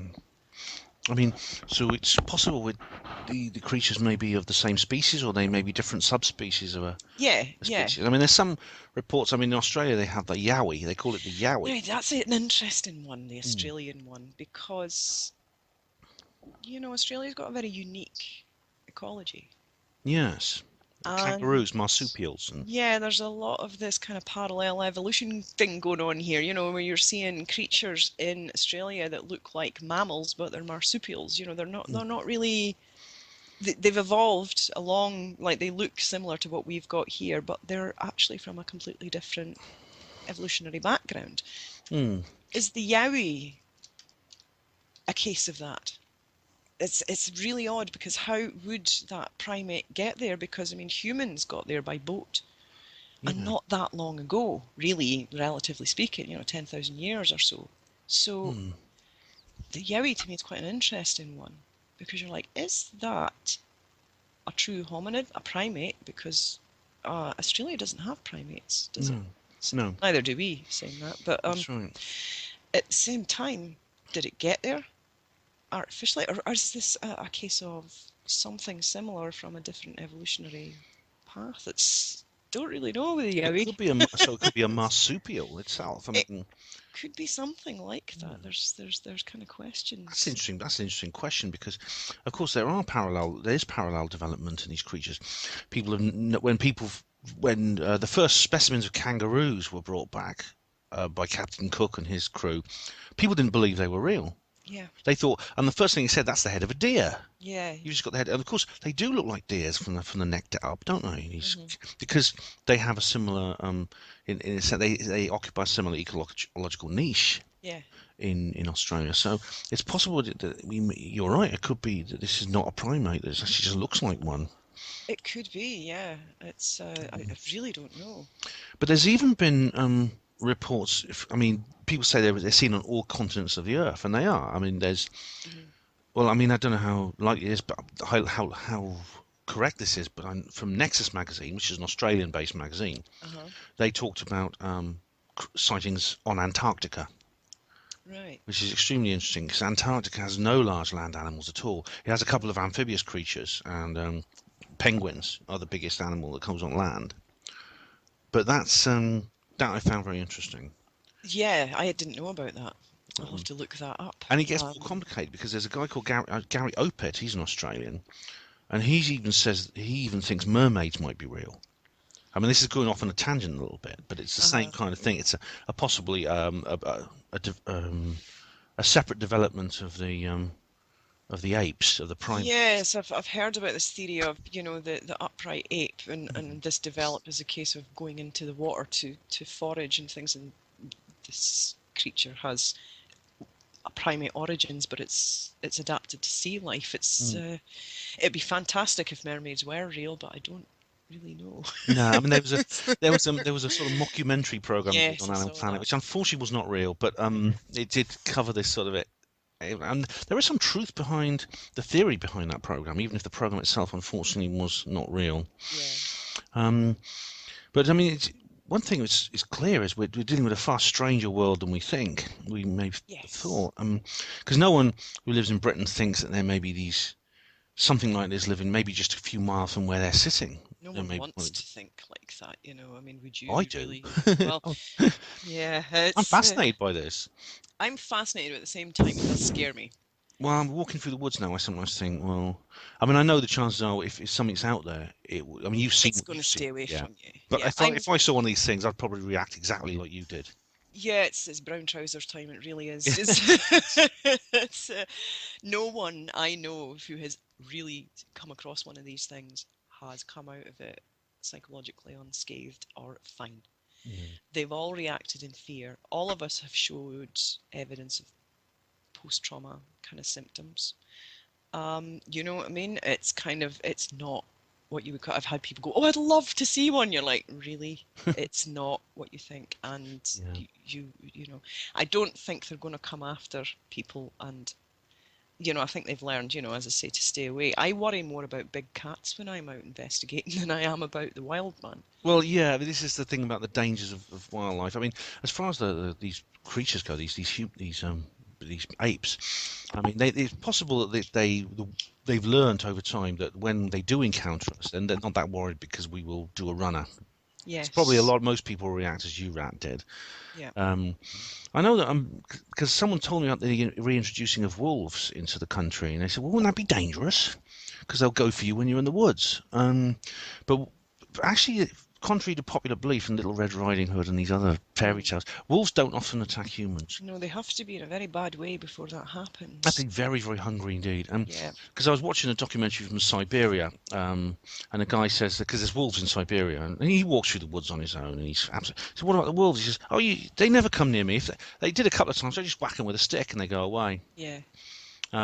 So maybe we're not dealing with something that poses a real threat to us. I'd say. I mean, No, I don't think it it looks frightening. I does. mean, and I understand why you were scared, and I would react exactly the same way, just for the strangeness of it all. Well, yeah. I mean, it makes sense to run away from something Yeah.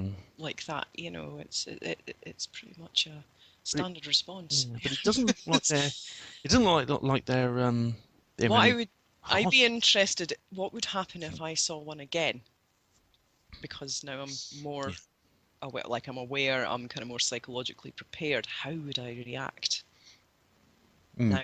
You know, it's that I wish I could go back in time because my sighting was quite unusual in that it wasn't just a glimpse or something threw a rock at me or I heard something. It was a broad daylight sighting. Yeah. You know what I mean? And if I had got that on camera, oh my God. Well, look, that's the thing. Nowadays, of course, we're living in a world in which Oh, those cameras are days there far wasn't more even easy to get. internet, you know. I know. People say, I mean, you had these like, I mean, nowadays, of course, everyone's got a camera in their pocket and on their phone and stuff like that. And Yeah. but the problem is, it's now years ago when people said, well, now there was a prediction that this would help paranormal research, that everyone had these cameras, but it hasn't. No. And the reason it hasn't, this counts for all paranormal phenomena, is that it's a terrible signal to noise ratio, because with the technology to capture images has come the technology to doctor images, Yes.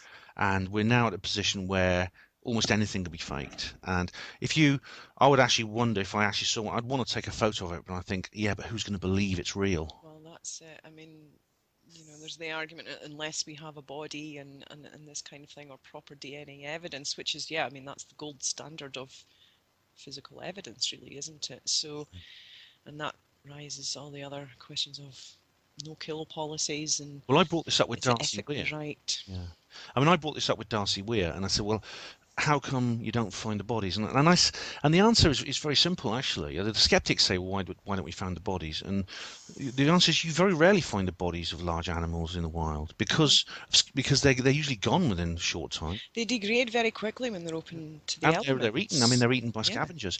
I mean, the moment one of these things drops dead in the woods, and we don't know. I mean, the chance of the badgers and the other creatures and the crows will come for it, and it'll be gone in Yeah. a very short period of time. Also, we're assuming that they're just random, like they're these mindless wild animals, and they just drop dead. And Mm. I mean, they could bury their dead. They could have places that they go when they're getting old. Yeah. What if they're? They, Oh, if yeah. something accidental happens, as I say, we don't think they travel alone. So if something happens to one of them, you would assume that the others will take care of it. Maybe they are actually at a level of intelligence. Now, there's evidence to show that as far back as Heidelbergensis, 200,000 years ago, they were burying their dead. Yeah. So why would it could be something that they've adapted. Maybe they eat their dead. Who knows? Well, It's like, it but could be, yeah. I mean, yeah, we have like a situation. I know in Iraq they found a Neanderthal grave with flowers in it, yes, which we still do today, of course.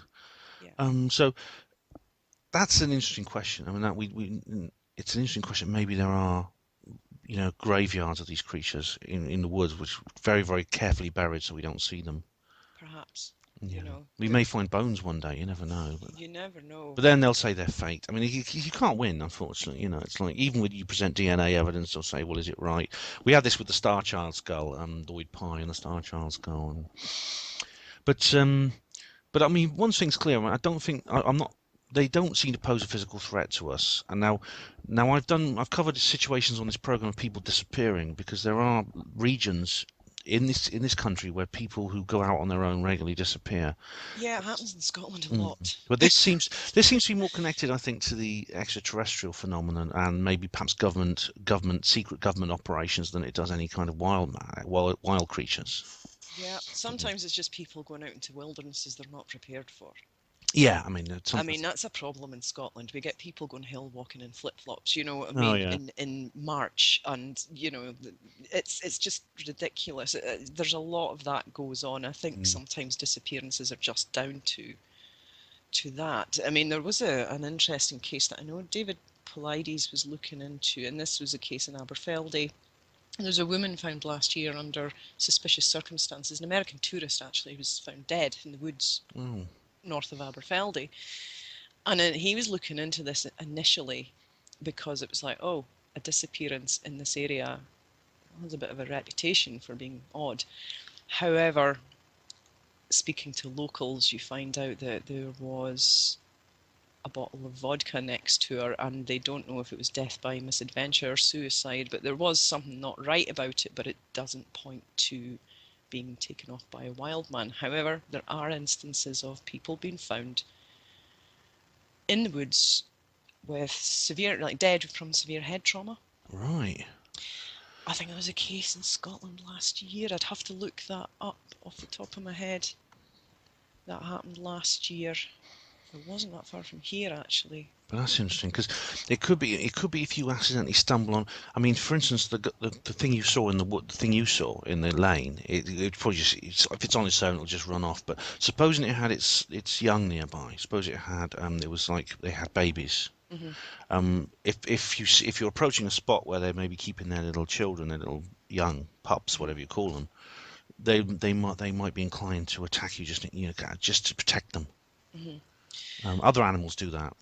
I Yes. mean, they I say about mean, elephants. I mean, if you in the wild, you can sometimes approach elephants in the wild. If they got young with them, keep away from them because they will well, it's they the will. same with most animals. I mean, I Yeah, learned growing up in the countryside, do not go through that field with calves in it. yeah, Yeah. I mean, but at the same time, I think these things will adopt a more kind of guerrilla-like approach to conflict with other creatures in that it's lots of bluff. yeah, They would rather scare you off than take the risky move of actually getting in a fight with you. It makes yeah, more sense if you can scare something off and not risk yourself. yeah. A fight will be a last resort. So we sort of get people getting rocks thrown at them, Mm, growls, this kind of thing. So it's threat tactics rather than actual aggression. mm, And it's interesting you're talking about where they might, if they had young and stuff. Now that time that we heard this thing in the woods. The location of where we heard it was way in the north of the woods. So it's quite far behind us in the north of the woods. But where we were heading towards is an area where it's wooded. There's old slate stone cutting buildings, a relic from the quarries, mm. that aren't used. And that area, there's more indigenous woodland. Now, I was in that area last year, I think it was last year, just looking for stuff, looking for things like old tree signs. And I did find stuff.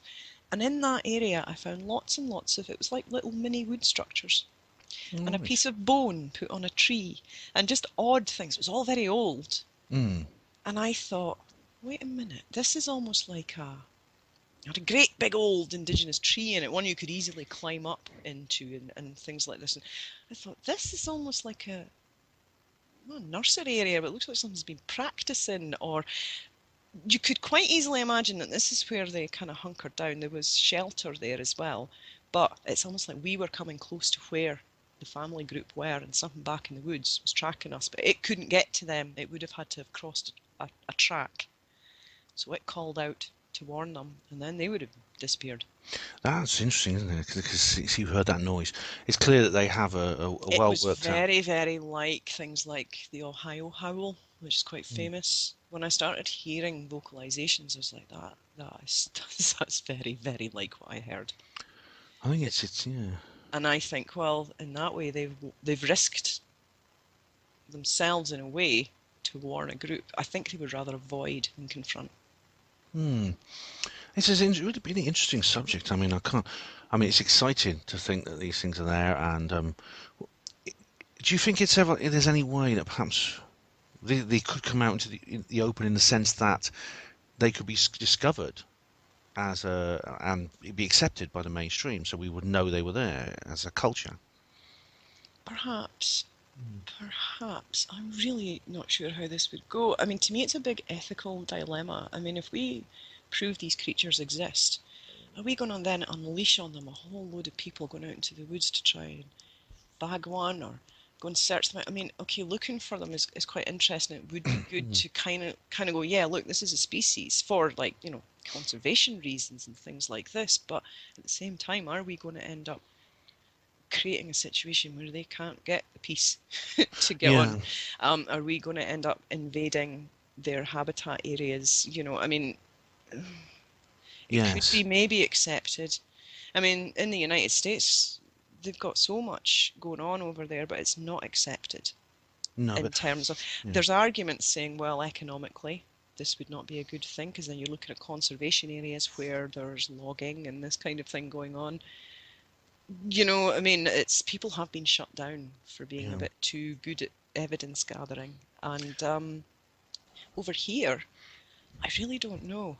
I really don't know. I mean, in an ideal world, we get evidence. Say, I go to the Scottish Government and say, look, here's all this really, really good evidence. You need to make sure these creatures are protected. And I don't know if publicly saying, yeah, they're a thing, is a good thing. I really don't know. Yeah, I mean, because if once, for instance, a dead body turned up in the middle of the road, and it was found by the police, and everyone found out about it, the newspapers were there, the next thing would happen would be, of course, exactly what's happened in America during the Bigfoot rushes.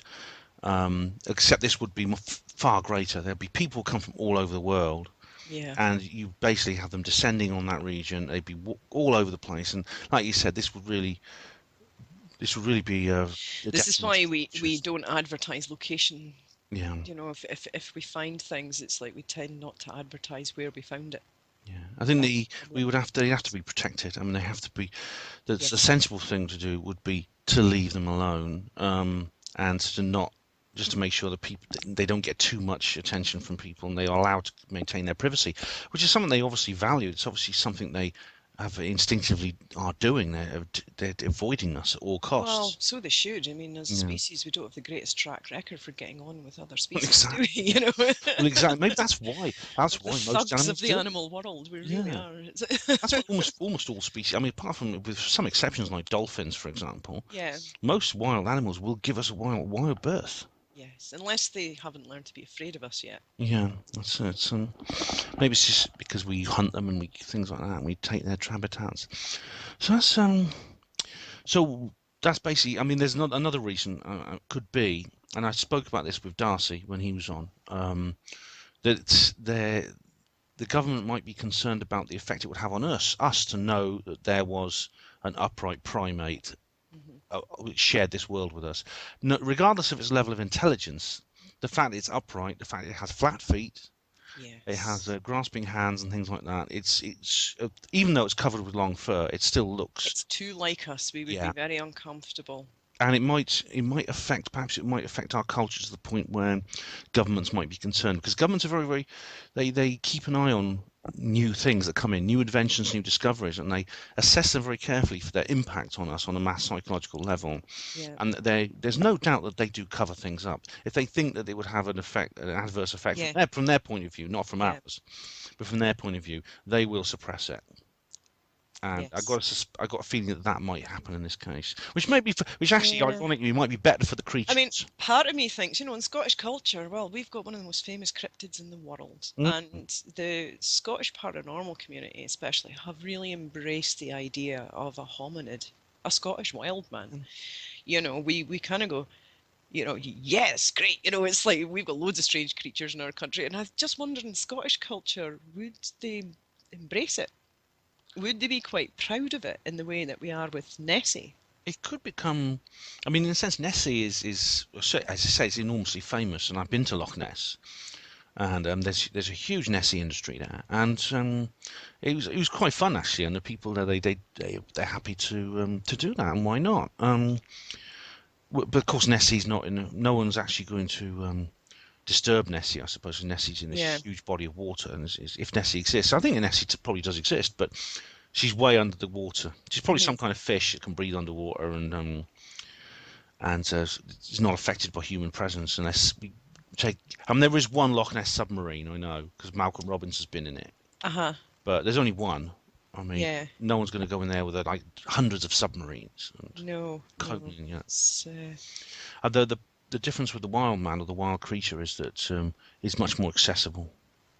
theoretically. Yeah, it's, I mean, the reality of wandering about in the middle of nowhere, looking at, I mean, these things probably specialize in, like, they'll probably go into areas that are easily defended or we find difficult to access mm. physically. I mean, I suppose theoretically people go, well, you could go everywhere, and it's like, yeah, but in reality, that's quite hard to do.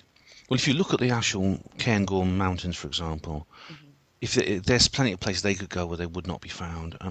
and they've adapted the enormous changes that have come across this island in the last couple of millennia, especially the last few centuries. Yes. They've adapted to that. There's no reason to think they can't adapt further. Yeah. So, But yeah, I mean, these are all interesting questions. I mean, I wonder if they'll ever get answered. I don't know. That's a good question, Sean. I don't. Maybe, Charmy. Maybe. I mean, you never know. But I mean, keep an eye out, guys, and don't follow them around though, because they might turn around and throw a rock at you. But if you Yeah. see one, get a snapper. Get your phone out. Get a If you snapper. can, yes, if you can. If you're not frozen with fear, Exactly. then If yes. you got it within you to do that, yeah. Yeah. But I mean, this is because I mean I've changed my mind recently on this, and it's partly through listening to your radio show actually Uh, with Alison. But I was heading in this direction before anyway, because I originally thought of these British BHM sightings, big hairy man sightings, uh-huh. as being zooform phenomena, as Jonathan Downes calls it. In other words, some kind of ghost like more like the kind of ghost-like thing. Mm. Like the Beast of Bolam Lake, which you mentioned earlier, appears to be one of these. Yeah, it's an odd Hmm. situation, that one, isn't it? It's there Yeah. seems to be some paranormal stuff going on. Because there was an attempt to track it down, and they didn't find a creature, but they found some kind of, I mean, it's described as a kind of like a big brown shadowy kind of thing that darted across the road. Yeah, and they had lots of tech problems as well, didn't they? Like Mm. battery drainage and that the kind of thing that you would associate with paranormal Yeah. kind of investigation. But what we're talking about here, I'm now pretty sure, is an actual physical creature. It is a real That's cryptid. that's the theory I'm working on Mm. because it's impossible to follow any other theory properly. I mean, unless you're going on the kind of physical empirical primate theory, where the hell do you even start? I know. You know, and from what I've seen, I mean, what I saw was bending a branch on a tree, looking at it. And in retrospect, quite a thoughtful kind of stance, you know what I Mm. mean? But that to me doesn't imply ghost. No. Why, okay, dogs will react to all sorts of odd things. But that to me doesn't imply ghost. Something calling out in the woods does not imply ghost. Mm. You know, it's just ghosts don't leave footprints. Yeah. Exactly. And they don't leave, where are these stick structures coming from? I've got stick structure photos from where I research and where I've had my sighting, and they match what people are finding in the rest of the country. Now, Yeah. why that to me, it's like, what we're finding kind of, you have to go that way. And to me, it's the only sane way to look at it. Yeah. It could be we're dealing with a.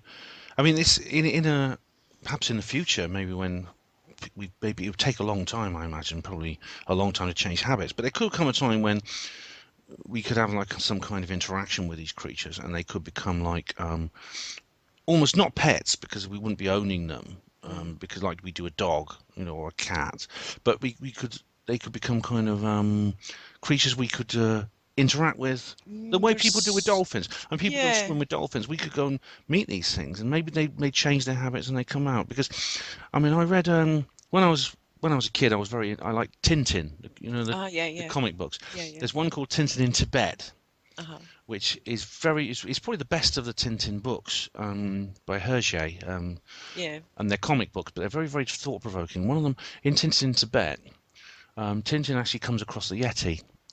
He has to go and rescue a friend of his who's actually been taken by a Yeti, but the Yeti isn't harming him. The Yeti actually took him back to his cave to heal him because this kid had been a victim of a plane crash uh-huh, in the Himalayas, and the Yeti had picked him up and carried him back to his cave to heal him, uh-huh, and used to bring him food and things like that. So, and at the end, in the very end of the story, when Tintin and the captain and the Snowy the dog and that are going back, they're thinking maybe the Yeti. They knew the Yeti's real, but they think, well, maybe does he have a human soul? yeah, And maybe we are dealing with our kind of equals in the kind of like spiritual consciousness sense, because people say that people who swim with dolphins, mm-hmm, and they say or with whales and cetaceans, they say there's a real consciousness in there that makes me think I'm dealing with. mm-hmm, I don't get this feeling any time when I'm not dealing with another human. uh-huh. And it's interesting this because there's examples from America where kind of this habituation has taken place to some level. There was it was on Bigfoot Chronicles. They do quite a lot of really good interviews with people. And basically, they were talking about, this habituation thing is dangerous. Us interacting with them could be dangerous because what they've found is instances of, say, people have Bigfoot kind of coming onto the property, they start feeding them. Right. Then one day they forget to feed them or they go away on holiday. They come back and all their animals have been killed. Oh yeah. There was an instance of, it's called the Chewbacca Man example, like this instance, and it was this child. Basically, this guy was recounting a story of when he was younger. His dad went, had some business dealings with this guy in a farmstead in America, and they were way off out, and he went out to play with the guy's kids, and he says, "Do you want to see Chewbacca Man?" And he's like, "What?" And so they go off up this trail right into the woods, and he starts shouting out, "Chewbacca Man, Chewbacca!" And this creature appears, but there's littered all around it. It's like sweetie bar, like biscuit wrappers, that kind of thing. So he'd been feeding it. It did not like this other person being there and chased him out the woods, but he's just like, it just reacted very aggressively, very quickly. It could be that, emotionally these things could be on the level of children. Yeah. There's just cautionary tales from the States that kind of say, well, don't have an interdependence with these things, because like any other animals, if they start to depend on you, you take away their ability to look after themselves. And also, they don't understand why suddenly what you're giving them stops. And they Yeah. may react in anger. Exactly. When we're dealing with a I don't know if it species, would be good for them, for us to have possibly that not. level of interaction.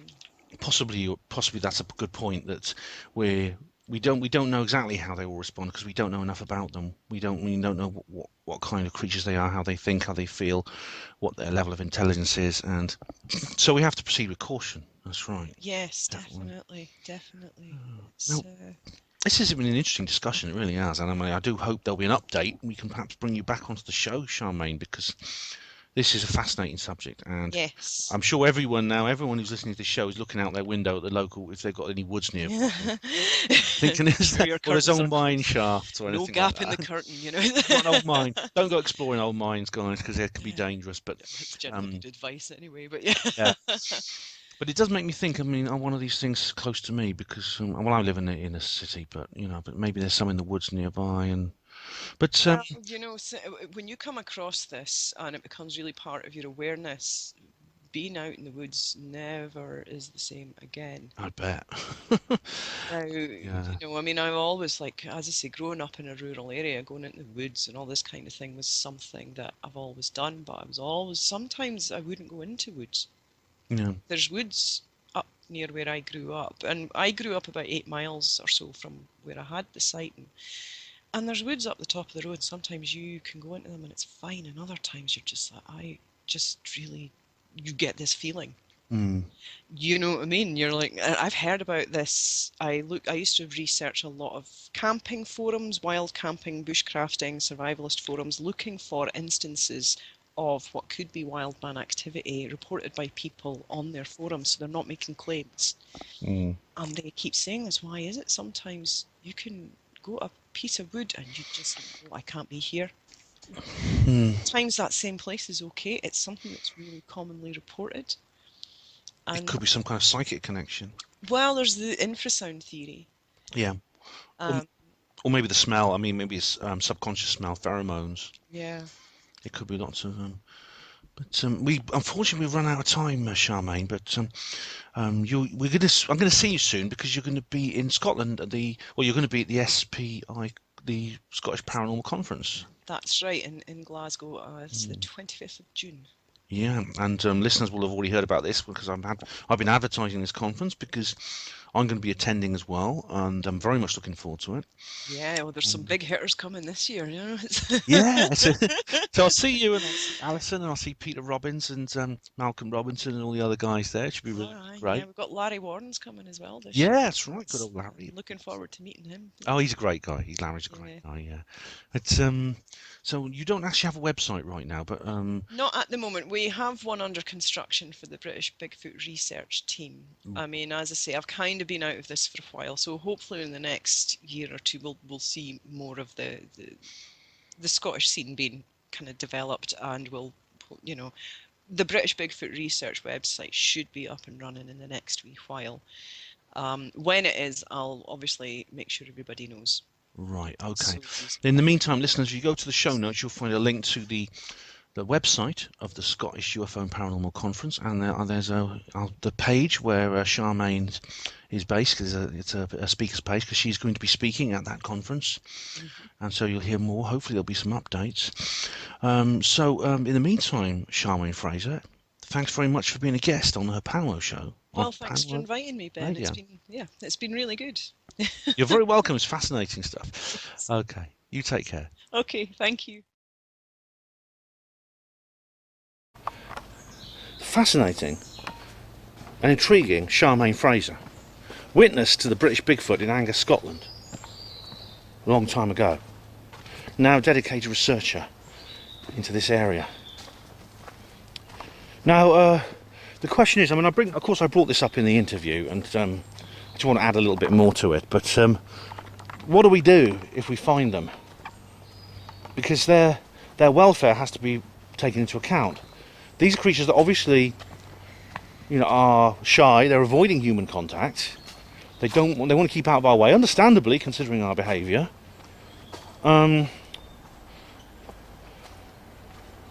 We should perhaps just leave them be. This is the thing. I'd be tempted if I had positive proof there was a Bigfoot colony living in these woods.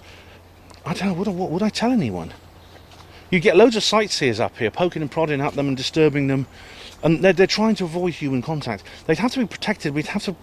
You see, the thing about it is, they've obviously lived a long time now in this island. Maybe they were here before humans arrived. And in North America, we know Red Indian legends speak of the Sasquatch and about how when humans first arrived in North America, and there's been a lot of dispute about when that was, there was conflict between the Sasquatch and the Redskins.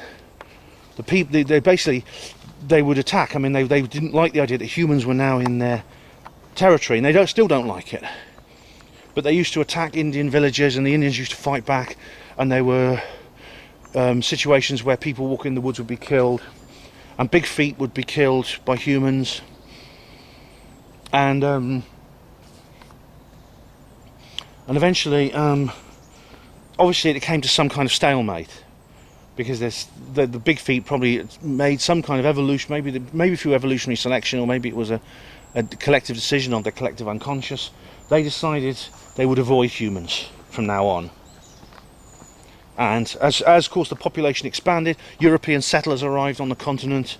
The population shot up to the point where it is 318 million people today. Huge cities like New York and Los Angeles appeared. And they just thought, well, these hairless apes have just become so numerous now we can't fight them, so let's just keep out of their way. And that's what they do, big feet. They keep out of their way. They're sometimes seen in the woods, and very often they go very still and they just freeze, and maybe that's a defence mechanism. Maybe they think keeping still if they're spotted is a good way of avoiding contact, because it's an old Boy Scouts trick, isn't it? Or in the army, if a flare goes up and you're in the army, you go, just stand still. If a flare goes up, just stay completely still, because your movement will give you away. Things like that.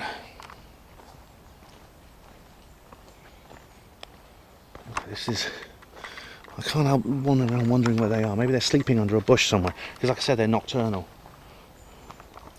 But of course, this is Hapanwo TV, ladies and gentlemen, and at some point I'm going to bring up the subject of possible government suppression. And I do, and I mentioned this in the radio show as well, in my commentary, I believe. But I'm going to reiterate it now, because I interviewed Darcy Weir. He's another sort of Bigfoot researcher from Canada, which I've interviewed him a little bit before Charmaine, actually. He specialises in the more traditional Bigfoot, the ones on the North American continent. But Darcy Weir said there was an incident at a logging camp in British Columbia, Canada, in which some big feet appeared, and the guys on the loggers shot them. They shot a Bigfoot, and they kept the body. And what's happened is the Royal Canadian Mounted Police, they turned up, took the body away, and told the loggers to keep quiet about it and not tell anyone. So it's a similar situation to a Roswell with a UFO crash. So why would Why would they want to keep something like Bigfoot secret? I mean, I've been over and over the reasons why they'd want to keep something like UFOs secret. Okay, we know. I've reiterated that so many times. I don't need to go over that again. But what's Bigfoot's? Big feet don't have free energy, do they? I mean, you know, it's why? Why don't they just say it? Why don't the government just say, oh, we've got these apes, these upright ape-like creatures are living in this wood. They're humanoid-like creatures that share this planet with us. And maybe that's the problem. Maybe it's they're too human. They're too much like us. We're used to being the only creature in the world that's like us, physically and mentally. And we don't know what these creatures' mental landscape are, whether they have an intelligence similar to ours or whether they're just like chimps. And we don't know. But the point is, they are physically too much like us. And as I said, as with the UFO situations, there's the Brookings Institute, there's the Tavistock Institute, there's various other think tanks, psychological research organisations which assess every single new discovery and invention for it to gauge what its impact will be on society. What effect will the revelation or the use of this piece of technology or this information have on society? And as we know, it's provable from the Brookings report on the space program in 1959, before the first American had even gone into space, that they will recommend suppression, they will recommend a cover-up if they feel that human society cannot cope with a certain thing. And what I mean cannot cope, I mean it wouldn't benefit the political classes if we would have this information. Maybe it would make us feel differently about ourselves if we knew there was another upright primate living on this planet with us. Maybe it would make us feel more kinship with the natural world. Maybe it would make us feel more companionship with each other as fellow humans, rather than seeing ourselves as different races, nationalities, etc. It would make wars harder to justify. So, I mean, I discussed these things with Darcy in our interview. I mean, I can't keep filling the... I don't know if I remember to put a link in the description box to Darcy's video, but Darcy Weir, D-A-R-C-Y-W-E-I-R, you can look it up.